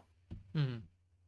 So you have a lot of these ways to kind of like, build up your resume and also confidence to, hopefully getting picked to perform on that big stage. Like I've been blessed to have run for GDQs and ESAs, Zeldathons, and all these really great things for over. I think I've had like maybe like 20, 25 performances under my belt for a Mhm. lot of these great scale ones. And that was a lot of development and a lot of taking from the qualities of people that I've admired, doing their performances and commentary and honing it into my own. Like it's taken and it's still taking 10 years plus to Mhm. hone such a craft. So definitely do not be discouraged, especially when you're just starting out. Yeah. It Like, took like me a that long ass time to get accepted, so I definitely feel it. yeah, like you started coming in like around like what, like 2017, Mhm. 2018. Yeah. Yeah. Yeah, it's no easy feat. But I feel like especially if you're, streaming the events, then I don't see a way that you can't improve as long as you keep, going at it. Mhm. You know what I'm saying? Yep. Yeah, I mean, anyone can do it. It's just, with how big the community is now, it's going to get harder and harder. And I mean, yeah, it's a skill to be able to perform well and like well spoken, well like have a good personality that where it's enjoyable to watch. So, Mhm. I mean, it's definitely hard, but I mean, I do believe anyone can do it if they really want to. And yeah, it's just important to keep trying. Don't give up. Don't be That's discouraged from fair. trying. That's definitely the most important part. I got a question I want to bring into the discussion. Yep. What is your Zen mode? Like what Zen like mode. at what point in a speed run do you feel like you're in your element? Like, do you have to be in a competitive race? Do you have to be, performing for a charity thing? Do you have to be in some sort of like state of mind, like when grinding out attempts? Like, what is your flow state? What does your Zen state look like? How is it achieved? Do I even have one? Because um. like, because like there are some top times that I've achieved in like some like classic Mega Man games where I look back at the VOD and it's just me like interacting with chat Mhm. and like I don't know how to like flip that switch, activate that flow state, but I feel like that happens like all the time. where Yeah. it's where you're either so like focused or you're so like like in the zone where you can do all these other things and still perform at optimum level. So do you need like to be like like serious time to like achieve that, or like do you need to have something taken off of you, like have nerves taken off of you in order to like achieve that? I really am not sure because I mean, I've always had problems with, stress and performance issues when it comes Mm. to doing runs and stuff. I'm trying to think back. Um, I know I used to be really good at races. Um, like there was one tournament I won with Mario 1 back in like 2020, Oh and snap. I was feeling like really good about that, but that was when I was like at the top of my game and what we were doing there. So I guess that helped in some way. But I'm really trying to think. I I maybe mean it could it be could be like some. chat as Go ahead. well. Yeah, Um, it could be something as simple as just like keeping polish on the game. Like you're mhm. you're playing it so much to completion that you can stand to barely think about it and still play well. Yeah, it's just a tough question to answer because I've never really thought about it, and I'm someone where it is really hard for me to achieve Zen state. So I It's just hard. I would assume it's a little bit difficult for the games that you play. Yeah, well, also I just have like general anxiety issues, so I mean, Yeah. just constant stress doesn't lead to Oh, dude. zen. I don't know So, how I feel like I get so anxious during like really great paces like mhm. these people with with like the heart rate monitors. I'm like, why would you want to expose that? Like, I always feel like it's so like tense, like just seeing it rise up to like 101, 105. I'm like, wow, like seeing that number rise up would like only exacerbate my anxiety. I feel Yeah. where it's just like a feed it feedback loops into itself. Like, I I mean, think props to those who do it, but I assume it just people hide it like from their view. Like I it's see. more for the stream. I don't know. I don't use one, but Mhm. 105 is nothing. I've seen like 180, 185. Well, I mean, you know what I'm saying though. Like, Oh you yeah. see it slowly creep on up, and you're just like, "Oh, am I really getting nervous?" And you just start like getting in your own head. Yeah, but yeah, hiding the number to you would I'll definitely notice. I'll feel my heart rate increase all the time. But yeah, I think the number. Yeah, I'd never be able to like look at the number and be like, "Yep, here we go." Like I don't know if I'll ever have one. But if I had Mhm. one, I would hide it from myself for sure. What's been your favorite speedrun game? Ah, You'll go first, and then I'll go. But like, what's been your favorite speedrun game to just grind out? uh, that is. I mean, I have to say Mario just because I've been doing it for so long, and Mhm.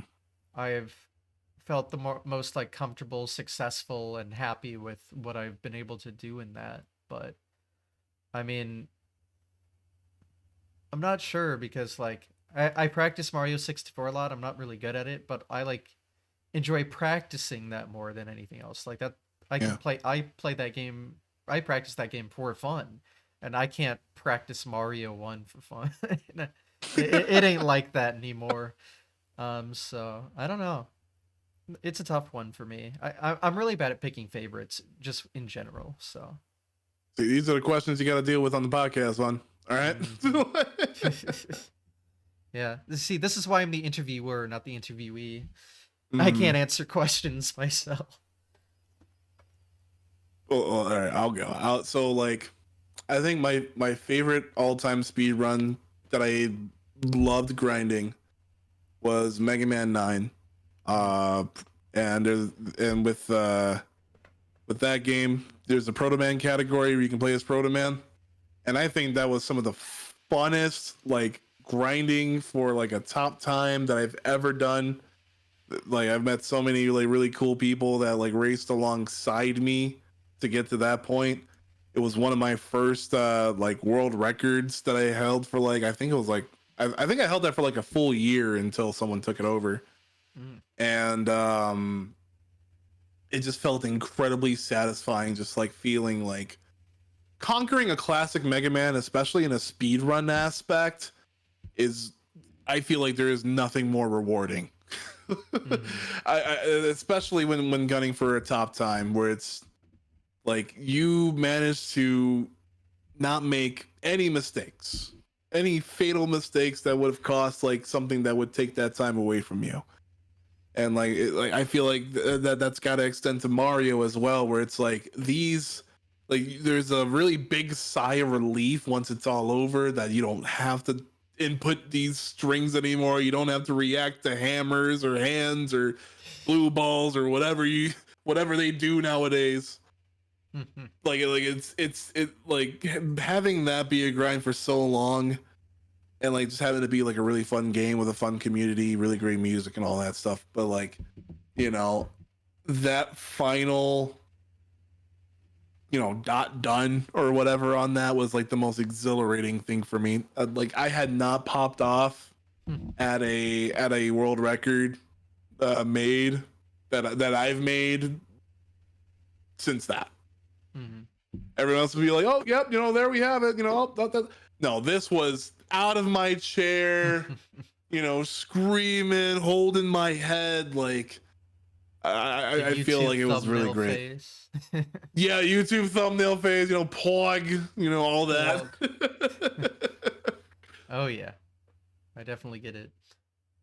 Um, But yeah, yeah. I think that's been my favorite one. Like there have been a lot of great Mega Man games that I've run, really great Castlevania games, and they're all great in their aspect. But it's like there's just something about being as precise in a precision platformer like Mega Man that just is the most rewarding thing ever. Yeah. Mega Man games, like, are hard in general, but to speedrun, oh my god, I can't believe Yeah, just like the the retro games, skill. like the margin for error is so tiny. Like, yeah, and I love this about NES games. 'Cause I really do think they're some of the hardest games to like actually master. Because it's like, oh, hey, yeah, like someone beat this in like 11 minutes. Sure, 11 minutes where you got to do like 8 frame perfect inputs and active, like do this Only arbitrary 8. code execution and like it's just like how do you expect me to do all that in 11 minutes? Hello? But Yeah, yeah, absolutely. I get that. My like Mario 1 8% PPS like 25, 20 frame per. I don't Mm. know. It's NES games are hard, but like How even long have you had to casually. practice? Do you still have like a run counter, like a run attempt counter on your live split? Yeah, for every split like file I have, I put the attempt counter on it. What for? I haven't So done just to give me a gauge, like ballpark, how many attempts did you have to do to get to that point? for me, and everyone's different, and Everyone's different. I haven't. No judgment. I'm just My saying. my PB is like 2 years old now. I Yeah. think I'm at like 21,000. Yep. Yep. Game's hard. Yeah, I Game is super hard. I know people that are like in the 40,000s. So yeah, Yeah. just a little hard, just a little difficult, I'd say. Yeah. Like I just wanted to drive that point home. Like it will take some time until people get up to that that top tier that sort of polishing. Like some will advance faster than others, but it's still once you're climbing up to those saving frames even that the grind will come to a very slow halt but Yeah. rather hurdle. Yeah, But and yeah. it's never something you could do overnight. Like so much effort for to be top level goes into it for everyone that is. So Hmm. like you just got to respect it. Like it is crazy how just much work you have to do to be able to do stuff like that. And yeah, NES games are just like a prime example because a lot of them are short and a lot of them were like made to be hard because all they had to go off of was like arcade games. So they're just like Hmm. most of them just have were meant to like to be a high score and like I don't know, uh, they're used to like eating quarter kind of gameplay, I Yeah. guess. So they just have that Yeah, that's like the hard natural shit. difficult. They have that natural difficulty. So it was like a turning point for how video games are supposed to be. So yeah, a lot of them with like the primitive technology and like the lack of knowledge that we have today, like yeah, they're so hard. what what has been is there like a bit of like a group thing that y'all that like the Mario community does at like GDQs? Group Because I know like we thing. were talking about like the Mega Man community does like races, does relays and all that stuff. Like, do y'all have like a group thing that's got to be done every time y'all meet up? Not not really. Not that I've ever really seen. Like obviously GDQs has its clicks just because it's so large. Like it's always going to be more comfortable to kind of stay in your group of people that you know and like Mm-hmm. run the same game you do. Um but yeah, I mean some groups of people yeah have like something they got to do every time. I don't think we have something like that specifically. But Well, I'm gonna need y'all to take over this really great tournament game that's at GDQ's called Evil Zone. I don't know if you've heard about oh, that. I've heard plenty of it. The fantastic like one button fighting game for the PS1. Yeah. Yeah, for those that are watching the podcast. So Evil Zone is very anime and very primitive when it comes to fighting games, but very experimental. This was released on the PlayStation 1. So yeah, two buttons, but there's a lot of it's a lot of a 2.5D fighter where there are Mm, buttons commands to like move into the foreground and background, but it's basically kind of it's fencing. It's fencing. playing footsies to that absolute maximum. And I think that if we want that next leg up in competition and getting people hype, then I need the Mario folks to step their game up with Evil Zone. All right. You got two buttons, so you folks are right at home. But we had Damn, we had like a true. record breaking. Yeah, I know, right? We had record breaking. What was it like? We had like over 40, like nearly like 41 or 42 entrants. Like it was a really big thing at AGDQ. But Yeah, I I saw think that. silly things like that, like that people can get competitive about, like I think that's also a really good thing about the community, like what because the Evil Zone tournament, even though it's a meme, it's a 41 person meme. Like a lot of these people That's a big show up, meme. so And yeah, it gets a lot of people that aren't just fighting game aficionados, I guess. Like any mhm. a lot of people from different communities do that from what I've heard. I know they had a thing at GDQ like on the main event. They like had a little recording about the event and we're talking about it. So, like I know it's I, a big deal. I love that stuff too. Like the videography, Hmm. like the production and like photos and all that, like being cut and highlighted in real time. Like that's how you know you're working with professionals right there, and that's how you know like you can develop a skill set like that in spaces like these if you want to. Hmm. Yeah, because we've been talking a lot about at GDQ. I don't think we like brought up like what specifically you've done. I know you talked a little bit about some of the runs you've done, but I mean you have like a pretty big history with performing at GDQ. So, if there's any like highlights of the runs you've done, or just all of them, or whatever sounds Mhm. natural. Yeah, it's just been really great. There have been a lot of character development, like to my own personal being. Like Hmm. since being in these spaces, there's been a lot of great support and allyship and lifting other people up. That are part of like marginalized communities and putting that emphasis on diversity is I think is like a super important step forward, especially if we're trying to get people that are not like you or are not like me, out to these spaces to make them feel welcome and all that. Hmm. There's been a lot of development within that. I'm sorry, I just needed to bring that up and shout that out because Yeah. there shouldn't be a place for anything else within the community other than openness and welcoming vibes and all that. Oh, I agree with that for sure. Yeah. They have like so many, especially GDQ now. Like you said, they have the thing coming at the end of the month. They have like an all woman event that they have. Like so many Yep. of these that shine the spotlight on like more than what you would see just on an average kind of event thing, and Yeah, that is like important. every walk of life, like love the frame fatales folks, the fastest furs folk also be coming in, rolling in really deep with partnering with different like conventions to bring speedrunning production there. I think they're really dope. The fast paced folks. Like there's a lot of these small teams that I love that I would love to shout out. There's a lot of them, but Hmm. like there's only a few of like people or of the sorts of like groups and communities that you should be paying attention to.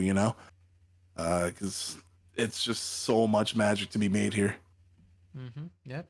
Just check everything out.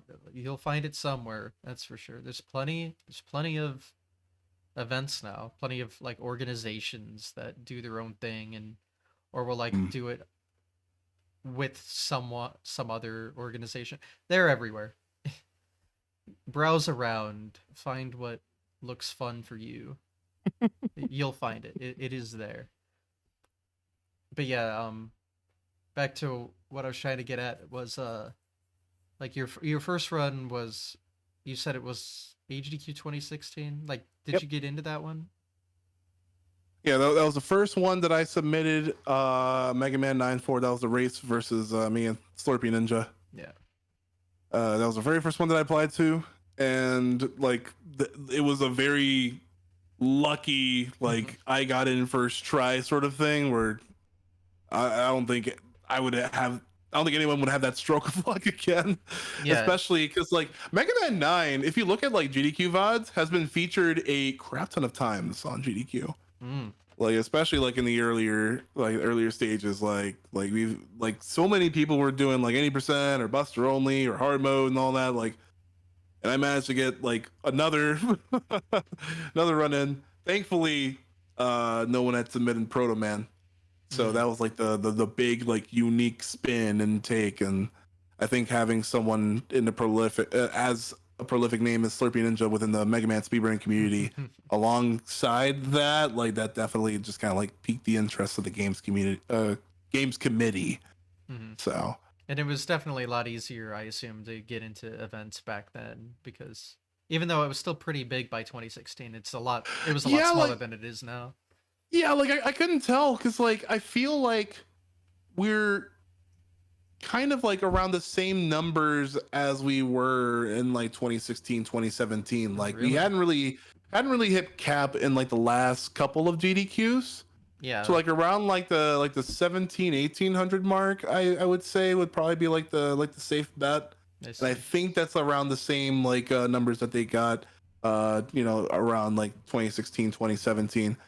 I feel like it's where the difference is back then is that you didn't get many like as many speedrunners back then as you do now, vying for the spots on the schedule. Mhm. But also too, I think people that attended GDQ were like more of the I guess like stream watchers, like casual consumers of speedrunning, other than like actually trying to speedrun themselves. Like it was still a very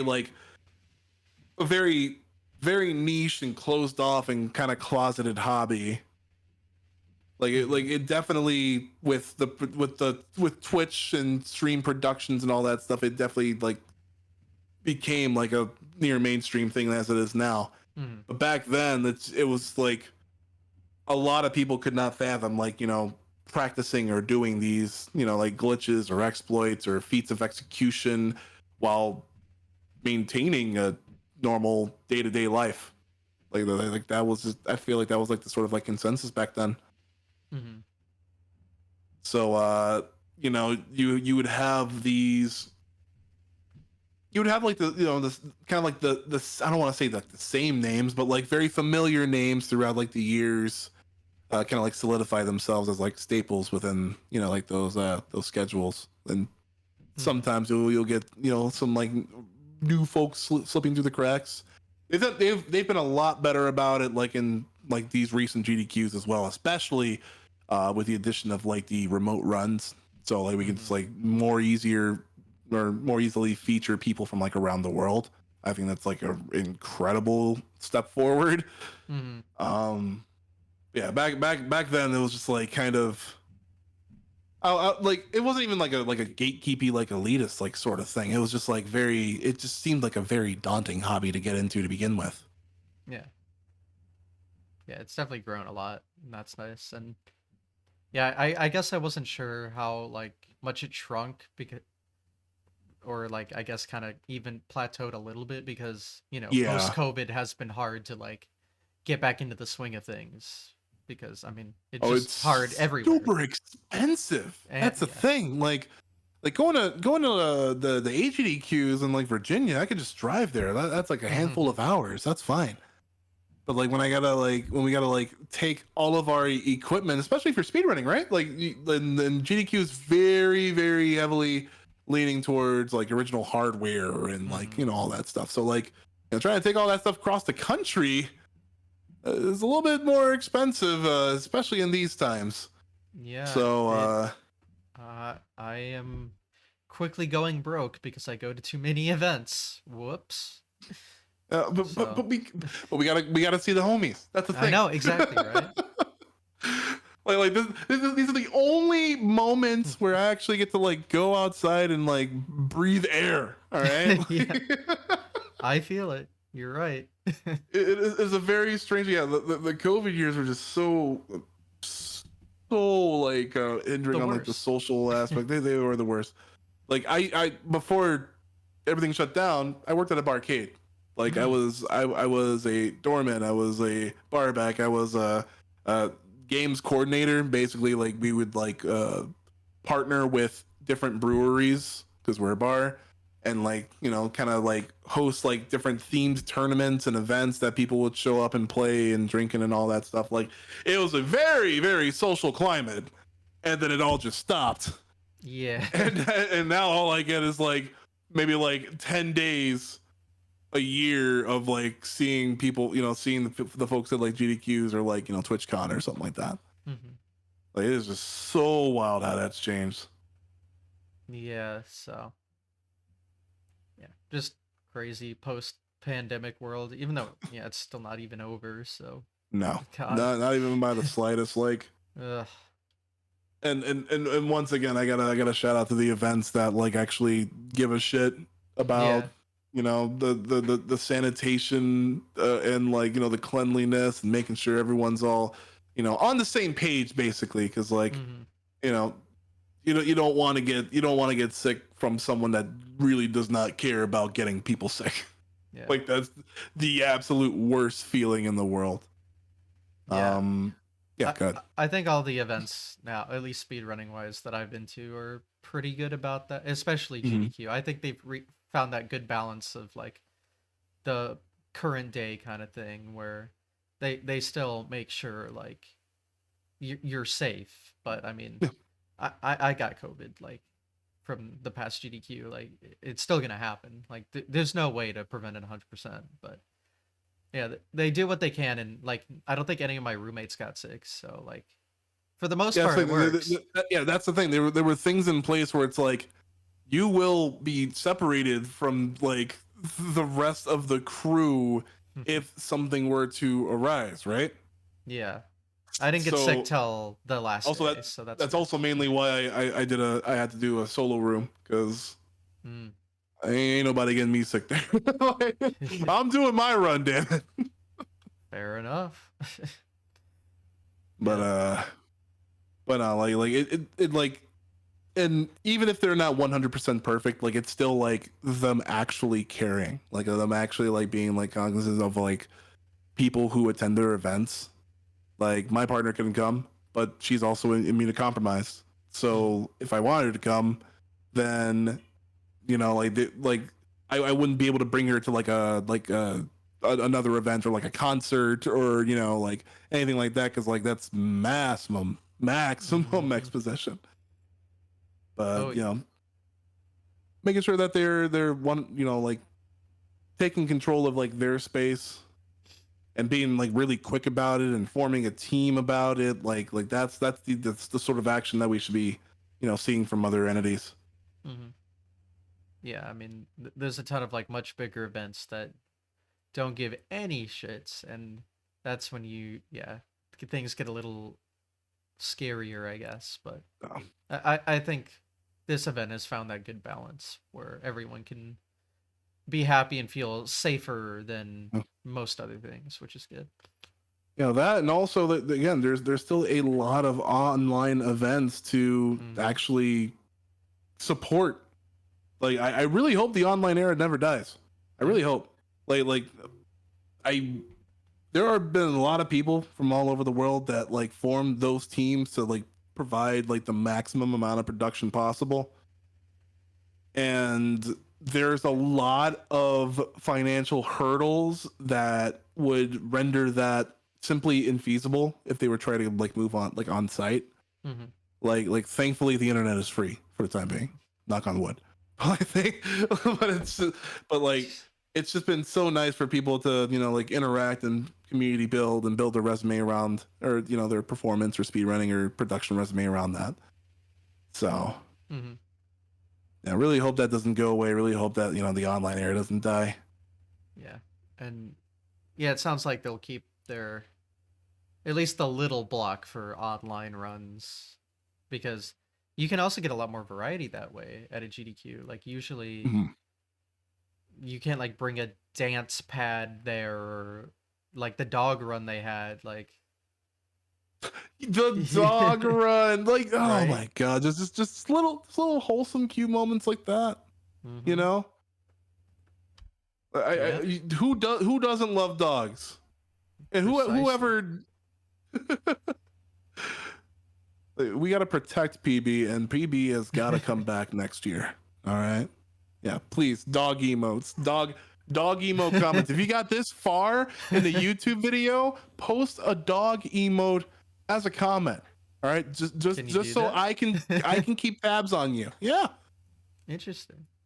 I don't know maybe not what's maybe possible. not Franker Z like verbatim, but there are dog emotes on your phone. All right, all right, all right. Fair enough. But yeah, like yeah, just a lot more variety can come from that. So yeah, I hope there's always that Mm, at least little block to help the people that either can't go or can't like bring the stuff they need to showcase what they want. So a good change, a good positive change that's pretty come vague from question. post pandemic, I guess. What up? Mm. Uh, this one a really vague question, but like, Okay. what do you want speedrunning to do more of? Oh gosh. Why am I being interviewed here with the hard Yes. hitters? Oh gosh. We gotta bring compelling questions into the atmosphere, I see. because I would love to like hear thoughts from like you said, like you do this because you want to hear thoughts. I want to hear thoughts from speedrun mutuals and also people Mhm. watching, I see. where it's like we have a lot of the stuff that we do have, we have in abundance. We have like events, we have games to speed run, we got a lot of really great personalities that are showcased, we got themed events like like the RPG limit break stuff, etc., etc. What do you want more, what do you want speed running to do more of? I mean, what could it do more of at this point? It already does so much. It's hard to think about something like that. Mm. Um, God, I don't know. It would be cool to see something that can give back to the runners more as well as, everything else it already does because at the end of the day the runners kind of make speedrunning what it is. So Hmm. they deserve, respect and help and all that kind of stuff. But I guess that's all I can really think of. I mean, it already does so much, like, Yeah, and helps no, so many people. like it doesn't have to be like incredibly deep. Like me personally, I would love to do a lot more on the entertainment side, like game shows, like based around speedrunning. Like I feel like that would Hmm. be really really great to have on that side. Like I did a hotfix show um when I was a runner, or sorry, when I was a showrunner there a couple years ago, where we would have these pretty nice speedrunners on. I'm pretty sure they were masters of their craft, their own games. But what if we throw something out of their element at them? You know, Hmm. like I feel like, and for something like a production of like that to be really successful, a lot of their history would probably have to be like made known, like uncovered, right? So that it would be 100% unique games with unique stipulations the entire time.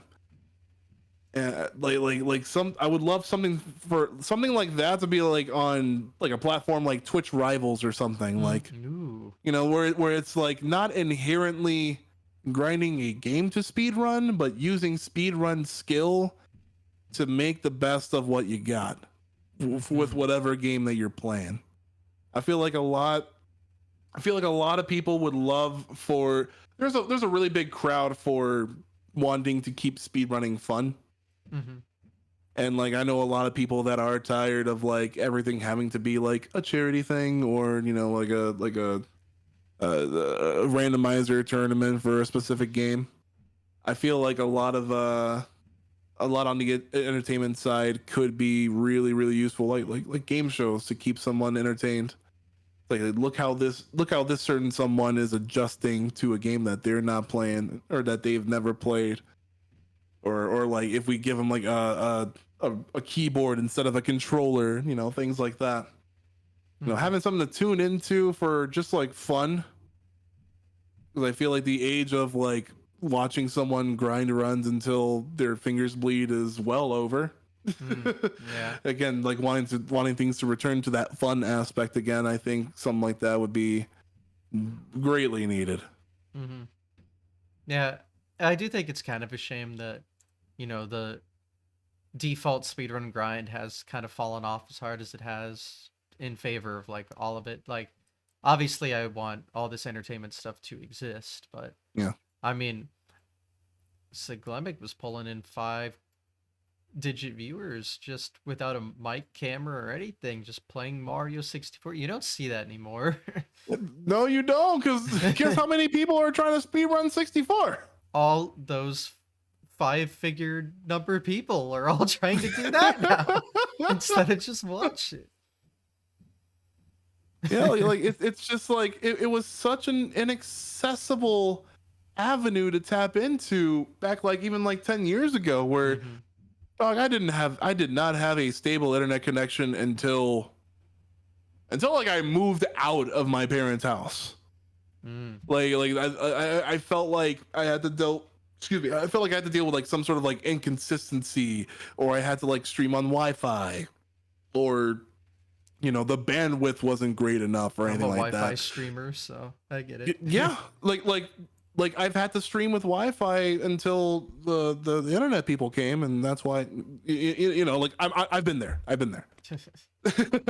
Yep. And- but you know, again, like back then, it was just like a very inaccessible market. Like, and I tried to do it with a laptop, a USB microphone, and Wi-Fi streaming, Hey, that's and all like, me right now.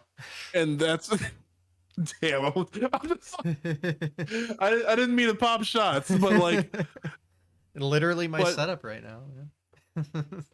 and while those are really powerful tools to do that with now, like Oh, back then. Oh. even back then, grabbing that equipment was like super invisible, super like expensive Oh yeah. to even like, you know, hit the ground running with it.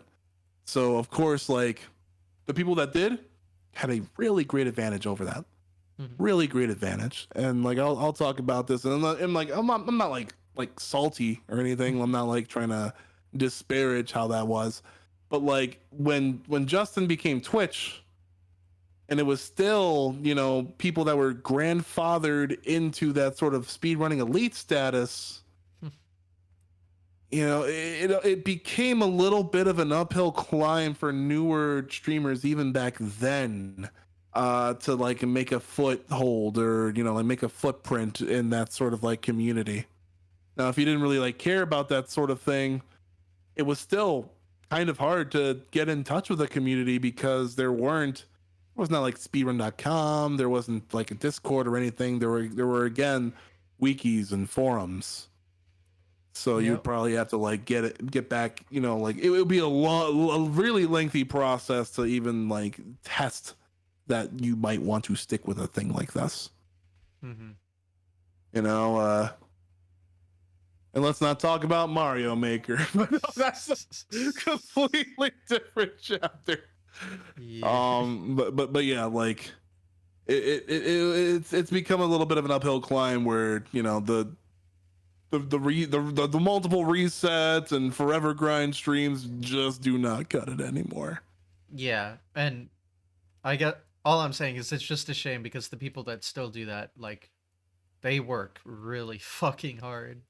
Mm-hmm. And yeah, you don't see the kind of like there's still respect from like especially the speedrun community, but there's still respect from like kind of general gaming side of things too. But just it's not the same as it used to be. I don't think.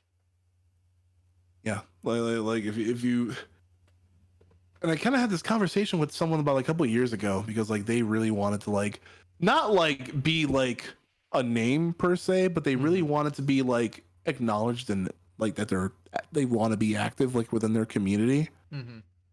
And I feel like the number one thing there is just being vocal, like because especially with the tools that we're given now, like especially if we're all in a little Discord community, I'll see your name, I'll see your opinion, you know. Mm-hmm. I feel like getting involved in that aspect will provide a little bit of a bigger morale boost when you're trying to interact with that community when you're doing runs yourself. You know, like saying, or you know, asking questions if you're curious, or you know, like trying to test out route options yourself. Like, hey, why doesn't this work? And like, you know, being really, really vocal and active so that people do like, you know, have a little bit of familiarity with you would would be very, very you know, positive to your overall experience with the grind. Mm-hmm. Yeah, I mean, it's just interesting how speedrunning has kind of changed shape over time, but like it's still you can still find success in whatever way you approach it, I guess, but it is just a different landscape than it used to be. Mm, And it's just interesting to me to see how it's formed over time. But yeah. absolutely. What's been what's been the next game that you're gonna be focusing on then? I just like uh, trading questions at this point. Like, hey, it I'm really works. excited to talk about games. Yes. I've been stuck on like the lost levels forever, and I've still haven't been satisfied with it. So Yeah. the grind continues, I suppose. But I know you've been learning what is it, Devil May Cry recently. Oh yeah, we just got the first half of the route kind of like learned today, and this is again like attributing to how helpful the speedrunning community is. Mm-hmm. But yeah, we had the world record holder just kind of like guide me through a lot of the like intermediate and advanced strats throughout the game. I'm a big fan of Devil May Cry, but like the sort of preciseness you have to be on like resource management and also not getting hit. I'm really bad at not getting hit. It's an absolute must in the early games of that. So you know, like getting acclimated to it like little by little and bit by bit has been a really great boon. It's a lot out of my normal like rotation of games. Like again, normally I do 2D action, retro or indie, but like 3D action is such a whole different world. I feel so stupid. Yeah, I mean 3D's hard.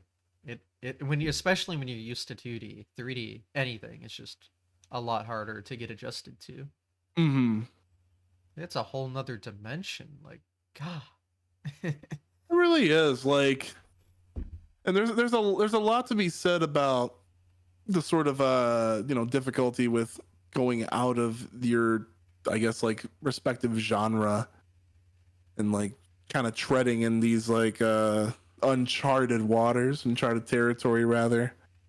But you'll more than likely come into another community that's like as welcoming, as accepting, and all that stuff, depending, you know, depending on the game that you pick up. Hmm. But you know, it's almost like falling in love with speedrunning all over again because it's like you're rediscovering, you know, new methods and a new game and a new world, and it's like, you know, if the execution uh is like your biggest reward, then trying out new stuff like that is super important to your well-being. Hmm. Yeah, but so I know that's what you're working on right now, but and we touched on it a little bit, but I don't think we've said like specifically what other games like in the genres that you're used to you kind of played. I know you talked about a little bit of the indie and the Mega Man, but there's some more there. Yeah, I have a pretty extensive list of like Mega Man and Castlevania games. Like that's probably like my main meat and potatoes. Mm-hmm. I have speedrun Mega Man 2. Oh, Let's really? see. So like yeah, NES 2 was like one of my like older uh classic speedruns because I think that one is on. I did Virtual Console, Mm-hmm. so the Wii Virtual Console. So like no, I did zipless, so it's like very kind of scuffed, right? But Yeah. I really wanted to hang with the boys and take I on some love Mega Mega Man Man 2 2. as a speed game. It's That's a really great one. it's really sick. Like it Oh yeah. really is. Um, I, I was super excited to show off a variant of Mega Man 2 at SGDQ 2022, I believe, Mm. with the Wily Wars. So like Oh, the it's Genesis game. Yeah. the Genesis versions of Mega Man 1, 2, and 3 respectively. And like there's even like there's different routes for obviously there's no zips like in the NES version, Mm-hmm. but like there's a different route for taking stuff on. There's a specific wily skate, phase skip and all that, like that I managed to do at GDQ. But hold on. So let me get this list of Mega Man. So I got two. We did a speed run of Mega Man 8, 9, 10. I did some of the ROM hacks like Burst Chaser, Air Sliding, and then obviously the Wily Wars 1, 2, and 3. Mm-hmm. So that's like almost like what, like 9 or 10 Mega Man games there. Mega Man X, so that's like 10 Mega Man games there. It's a good uh collection. Mega Man X4. I did that on the arcade stick or on the arcade controller. And then Castlevania is like just as much. Like classic Castlevania I did Super Castlevania 4, did Mm. Rondo of Blood, Symphony of the Night. Then we went on to the handheld games, so Circle of the Moon, Aria of Sorrow, Harmony of Dissonance. I did the Vampire's Kiss, the Rondo of Blood port for the Super Nintendo. I've done a couple Game Boy, like original Game Boy games, like Castlevania Legends. Like that's almost as much. It's a And yeah, large yeah, collection. very large collection when I think about it. And then that's just like a couple of like odds and ends. Like I've picked up like some random games here and there. Like the Teenage Mutant Ninja Turtle like arcade games are like really fun to run. Mm. The I mainly did Hyperstone Heist because it actually has like a run button using the third button on the Genesis controller. Thought that was really cool. Done like little odds and ends like Little Samson. I think that is a goated NES game with I've heard a really lot cool about it. execution and yeah, so like honestly, if you haven't played it like casually, play through it casually. It's really fun. I'll add that to my backlog. It is like one of the late bloomers of the NES era, but like super got attached to that. Yeah, did some runs of that. And then like yeah, the indie games like Guacamelee 2, Super Turbo Championship Edition. Got into Shovel Knight. Yeah, I really speedran a lot of games, huh? Oh yeah. And I still want to learn more. Like I dove into my first Resident Evil speedrun last year with Mm. the 10th anniversary release of RE1 on the DS, Hmm. which is a really cool rendition of RE1 because it comes with built-in door skip and cutscene skips, so you don't have to have that cinematic of the door creaking open or walking up the stairs slowly every time. Like The classic. just like random stuff like that. Like any sort of game that rewards a lot of like execution and pathing and memory that I 100% am on board with. Mm-hmm. It's a good collection for sure. I'm surprised you haven't, with such a big Castlevania background. It doesn't sound like you've tried the NES ones. No, because they're super hard. Yeah, that is fair. And I like I want to do like Castlevania 1, like I mean like they have like no scroll glitch now, but if I learn Mhm. scroll glitch that's fine. Like Castlevania 1 sounds fun, but like the premise of CV2 is just like Yeah. really not my jam. CV3 is also just like really hard to begin with. Mhm. Also not really my jam. What was my jam though are the Bloodstained games, and like the Bloodstained games are just basically fixed versions of the original Castlevania games. Like stairs work, there's like little out of bounds glitches and all that stuff. And I think that's like where I came into a lot of like my prevalence with like the indie game platforming speedrunning, because like Bloodstained was my Castlevania. I felt Mm-hmm. like it came out where when I was aware of it, because like so I was born in '93, so like I did not get any chances to play NES back then as a kid. I grew up with like the SNES and all that stuff. So when Bloodstained came out, like it was my Castlevania. Like it came out like when I was aware of it, I knew it was gonna be like a classic Castlevania. I knew it was gonna be like very feature rich like Castlevanias. Like there's like the knockback and the instant fall and like the really big, like the really precise platforming. Loved all of that. Like, and like the fact that you could change between different characters like in CV3, but like really instantly and quicker. I'm like, why would I want to play like no shade to anyone that loves CV1, 2, and 3, but it's like I don't really have a vibe for them, or don't really have a reason to like run them if I'm not really that interested in them, Mm-hmm. Makes sense. Yeah, it's funny Um, you said that you didn't grow up with the NES because I was born in '99 and I did hmm. grow up with it, but Oh, really? yeah, it's just funny. But that's only because it's the only console my parents ever had until. So I went from like NES to the Wii. A nice That big was a big leap. jump. Like A nice big leap. that's cool though. I really love when there are like gamer parents that like keep their stuff around. Like I feel Well, they're like not gamer parents. They just happen to have one. oh, they just have it. Okay, word. I'll finish my thought anyway. That's fine. I just had to throw that Gamer out. parents, or parents that own gamer stuff, I guess, to get ready for their children and all that. Um, keep that in mind. Like I love it when they can be brought into like the world. Like, because I feel like when I like if I have another kid, I would like bring them up through like how I was brought up when with my childhood. Like I wouldn't give them like an Xbox One like right off rip. Like they'd start with the NES. Like as they got older, okay, we're gonna introduce you to the PlayStation. Now we were ready to graduate to the original Xbox and all that stuff, because it's like we lived through that generation and we got our minds blown constantly with the innovation of graphics and gameplay. And I really, really want to like impart that to like, part of like the younger generation, right? Yeah. Because like if they hop immediately on, like this high fidelity graphic, they're not going to be impressed by anything else that like comes like after it. Like we've kind of entered that sort of like lull with graphics now. Like everything's 4K, 8K. Everything looks very realistic. Okay, that's fine. They are not able to live through like a really experimental era of AAA publishing anymore. Mhm. So like I just kind of want them to have that sort of like like magic. You know Yeah. what I'm saying?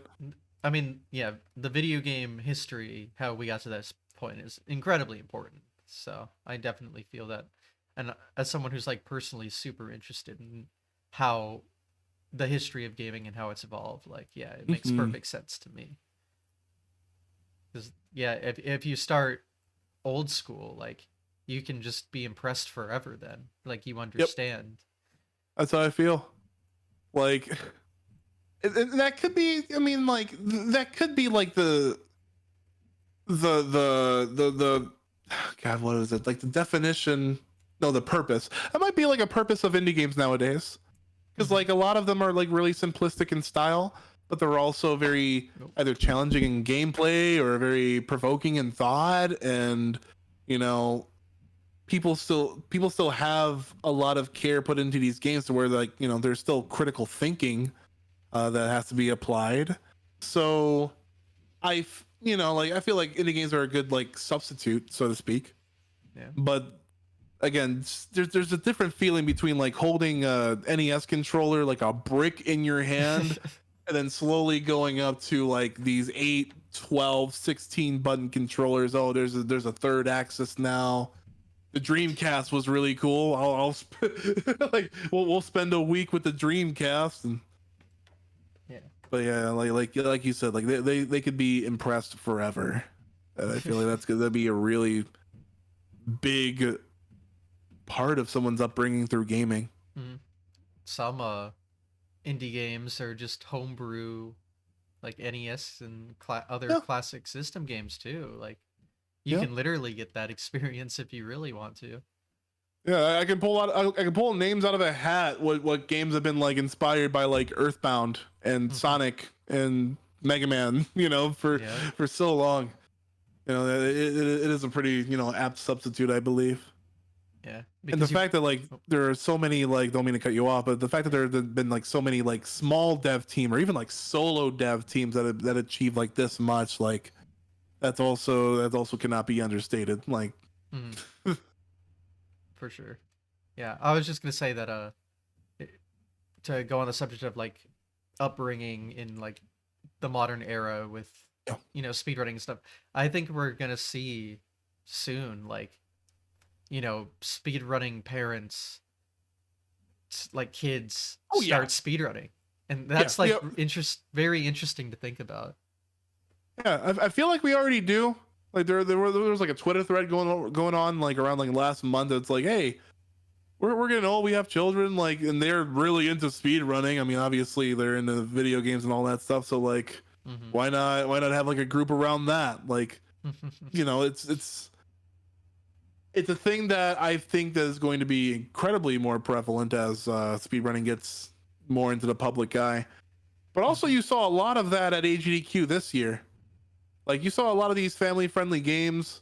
Hmm. Bluey was a smash hit with Hooray. a lot of the children in attendance. Yeah, hooray! Yeah. And also, like Mario Wonder was. I was watching that like from the audience, and like there were so many families there, and like the kids were just like, you know jaw dropped at like the because he was doing was it pre-patch where you skip some of the worlds and stuff in Mario Wonder. Yeah, that was definitely the first patch. So like this is blowing their minds. I'm like, this is the most wholesome thing ever. Like, I did not see any of this like 10 years ago. I didn't. Hmm. Couldn't tell you. But the fact that like it's being more exposed to like all ages, and like the amount of new blood that are coming in that are like really young and getting incredibly cracked at these video games have been in abundance lately. We're giving them the tools.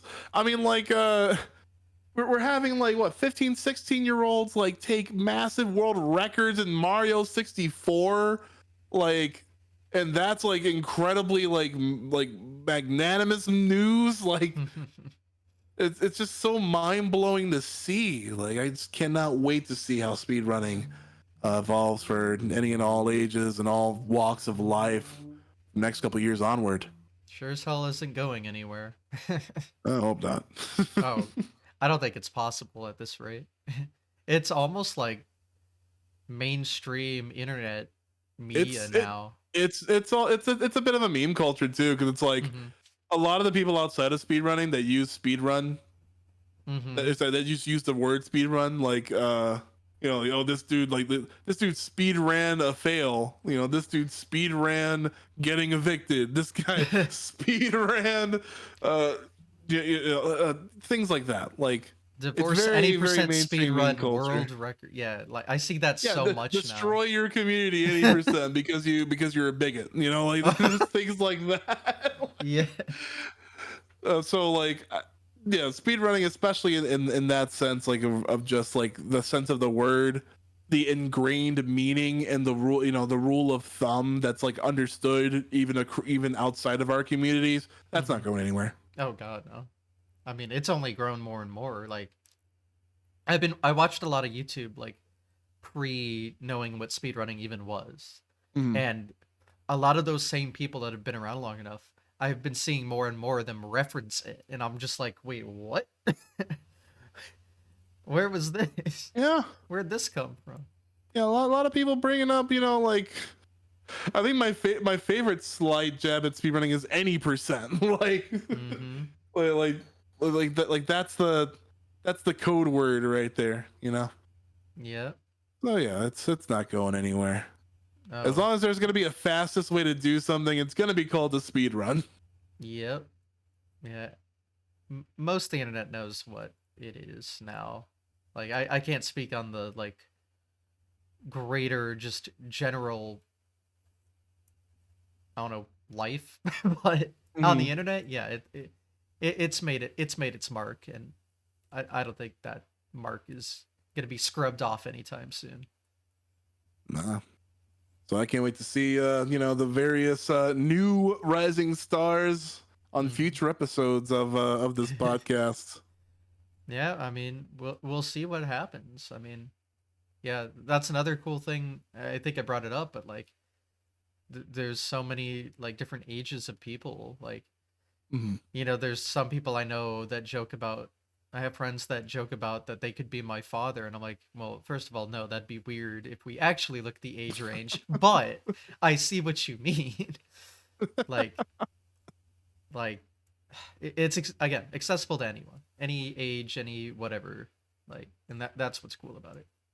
I really love like the older retro gaming community too. Like I love them so much.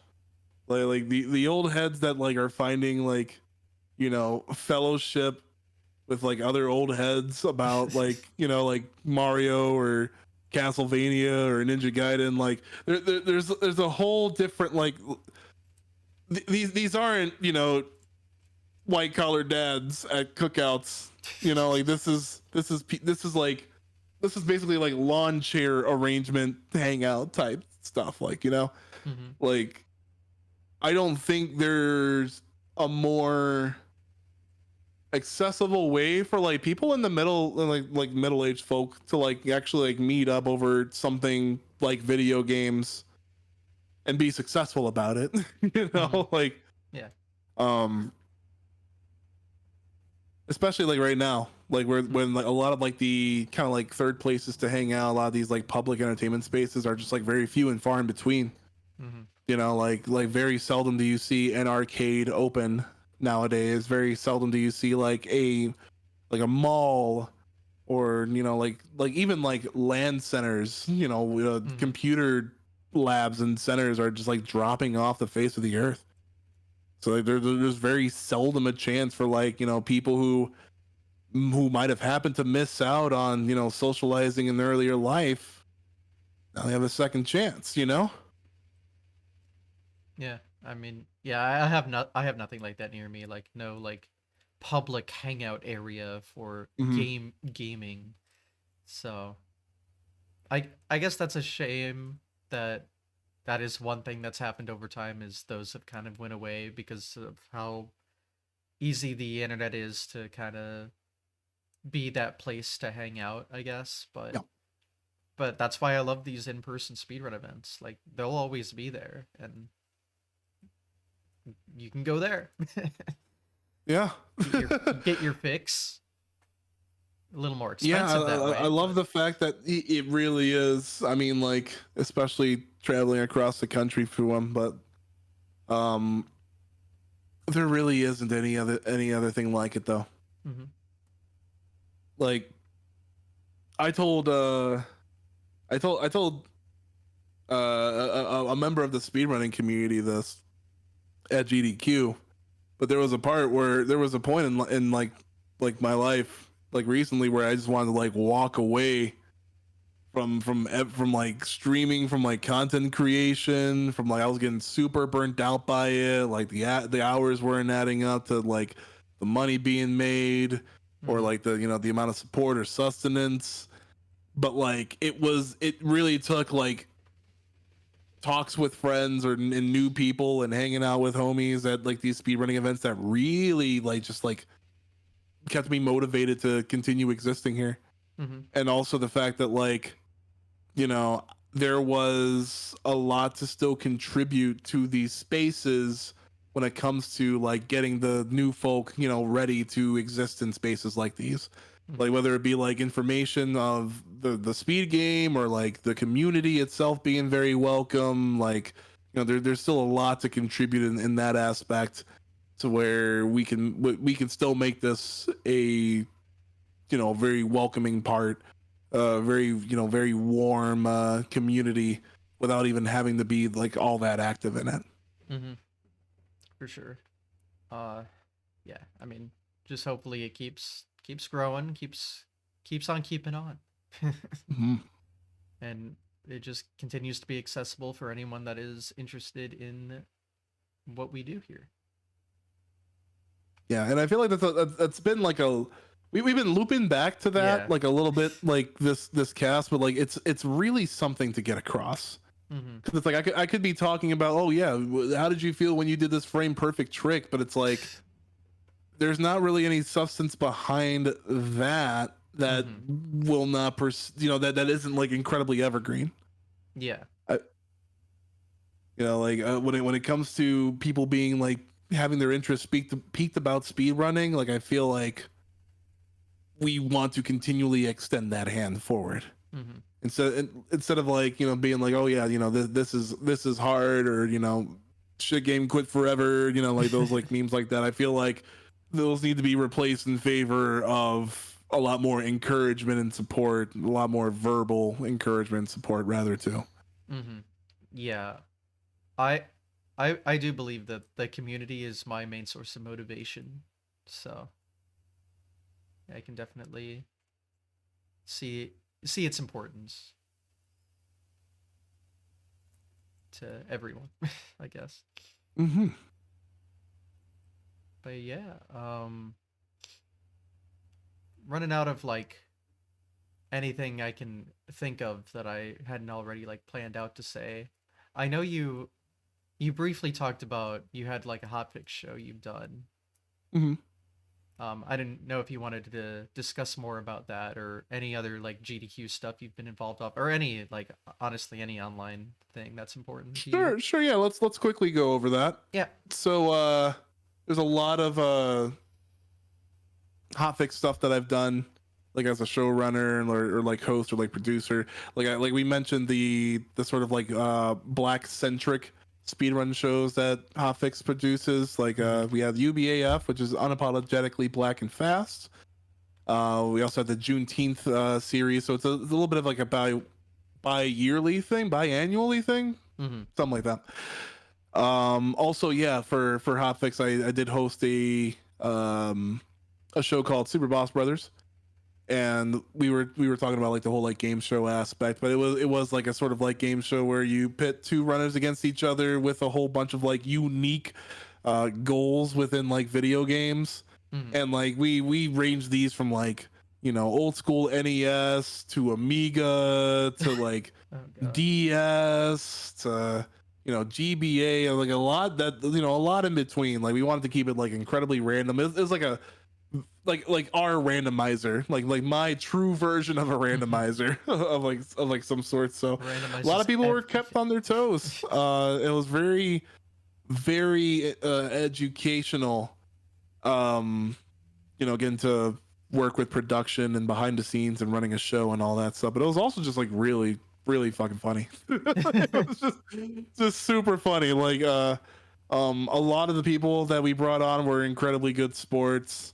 These are people that are speedrun mutuals or that you might know throughout like adjacent communities, and they're you know really really skillful, and like even when they weren't, like even when we gave them like a really hard stipulation, like they played it out like absolute champs. And Mm-hmm.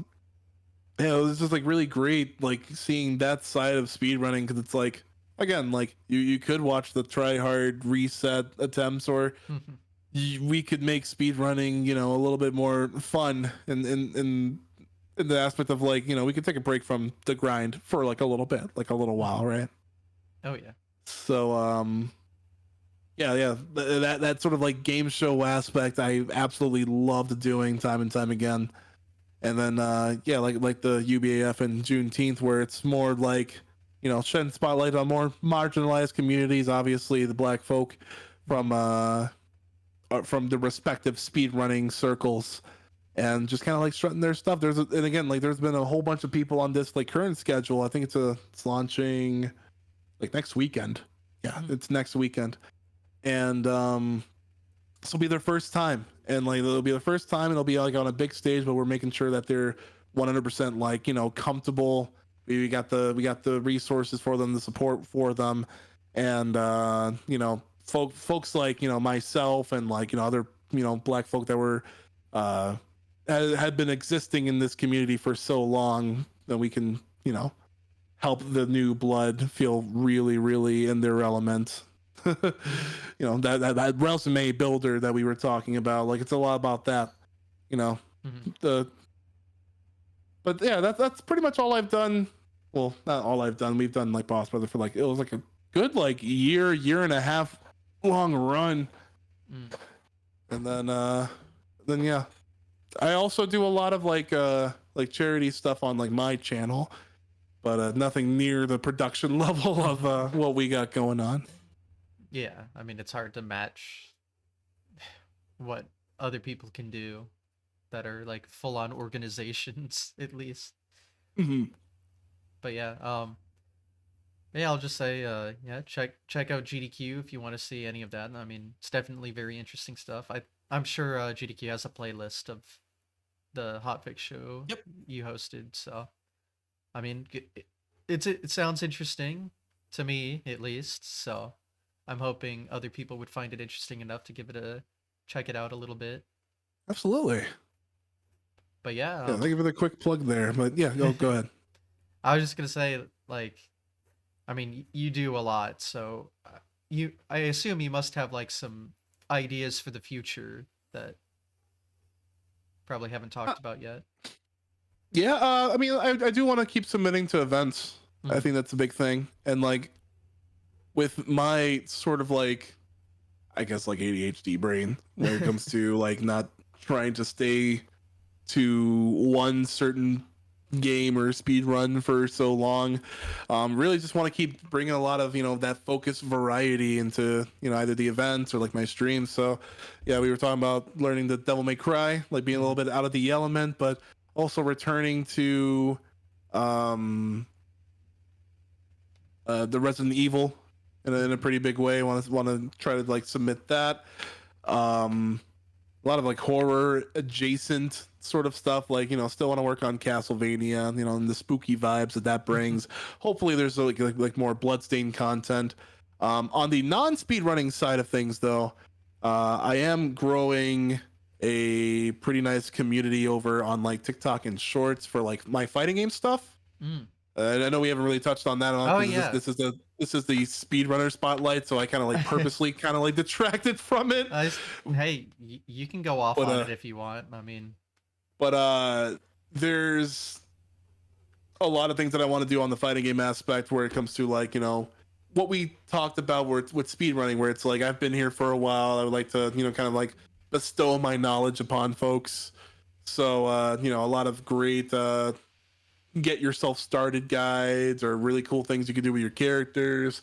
I have, I work with a brand that works on really cool controllers. I don't know if you've seen like one of these. This is the controller that I used to speed run at GDQ. And mm. like you're like, what is this? This is a pretty glorified keyboard, basically. It's a keyboard with less keys. But what was the point that I was trying to make was that I also wanted to work in the fighting game and speedrunning spaces to like promote like ergonomic stuff, like third party controllers and like turbo and like all that. So Mhm. like kind of like bridging that gap between FGC and speedrunning. Because you can use cool controllers to play whatever the hell you want, and I will show Mhm. you how. um, and then for other fighting game stuff, like I also try to produce tournaments. Like I usually align that with like my charity streams. So like a little bit speed run, a little bit of fighting games where people are invited from all over the world because they have really good net code this time around, and people duke it out and entertain for charity. Like it's been like a yearly thing that we've done, and it's been people have been showing up. Like we managed to raise like over like $2,000 over the course of a week, with the season of survival last month. So this is where we did like a Street Fighter tournament. I played a whole bunch of Resident Evil games, like and that's gonna be going on a little bit. and not really much else in the future. Like just being in chill mode and hopefully getting to perform at these events and meet more people and play more games. Like it's a really chill community where there's like endless amounts of things that you can do and be fascinated by. And I think that's like the more important thing is like the endless things to be more fascinated by so that you will never be bored within this community. Yeah, I think it's impossible to ever be bored by speedrunning. There's just too Mm-hmm. much content that you can absorb. I mean, yeah, it's just impossible. There's too much stuff. So, I mean, you can always find what suits your personal like enjoyment, Yeah. I guess. But yeah, I mean, is there anything else that we didn't touch on that is important that you'd like to share? Well, I mean, I probably said it like a couple of times throughout the cast, but like I really appreciate like the communities that have like been incredibly welcoming to me and that have supported me and brought me up because I have not I would not be in the position I am today without the support of folks. Like this isn't a one person job, and if it Oh was, I would be run super ragged right about now. yeah. And I'm gonna be doing my very best to repay that in kind, exponentially, tenfold, 80,000 fold, however long it takes to sufficiently give back to the community. So yeah, I'll just use this time to extend my gratitude, my love, and my thanks to everyone that's had some stock invested in me at some point. All right. Well, well said. If there's any questions in chat or anything, you can feel free to ask. But I'll leave this time for you to promote whatever, however you'd want. Yeah, yeah. So if you got this far and you still don't know my name, what the but I'm also Bobbeigh. You might have known me as the Blacktastic, but I've formally switched over names since SGDQ last year. There was always a running gag whenever I did like events or whenever I tried to introduce myself to people, and I would always say, "Just call me Bobby." Hmm. So now you can actually just call me Bobby. It's a weird spelling, but like it's recognizable, you know. It makes Um, sense. it makes sense. Yeah, Hmm. you can find me pretty much on everywhere. Ace has already got me with the links down below, but they can And also in the be down in description. the description Yeah. down below. And you can follow me on pretty much everything that has that name registered to that. And if you ever wanted to ask questions about speed running or getting hit with a community or ergonomics or charity fundraising or crowd control, because we've worked Hmm. alongside that brand to bring a lot of good money into charities' hands, would love to speak with you about that. Sounds good. Well, I want to thank you for being on, despite all of our internet struggles the Oh, past that couple times we we tried. won. We We did had the win. W in the end. I That's hate what we like to see. AT&T. I hate Comcast and all the. Ugh. We Ugh. made it. I'm really happy that you extended the invite to have me on. So, and again, thank you very much for that. I had a really great time chopping it up with you for a couple hours.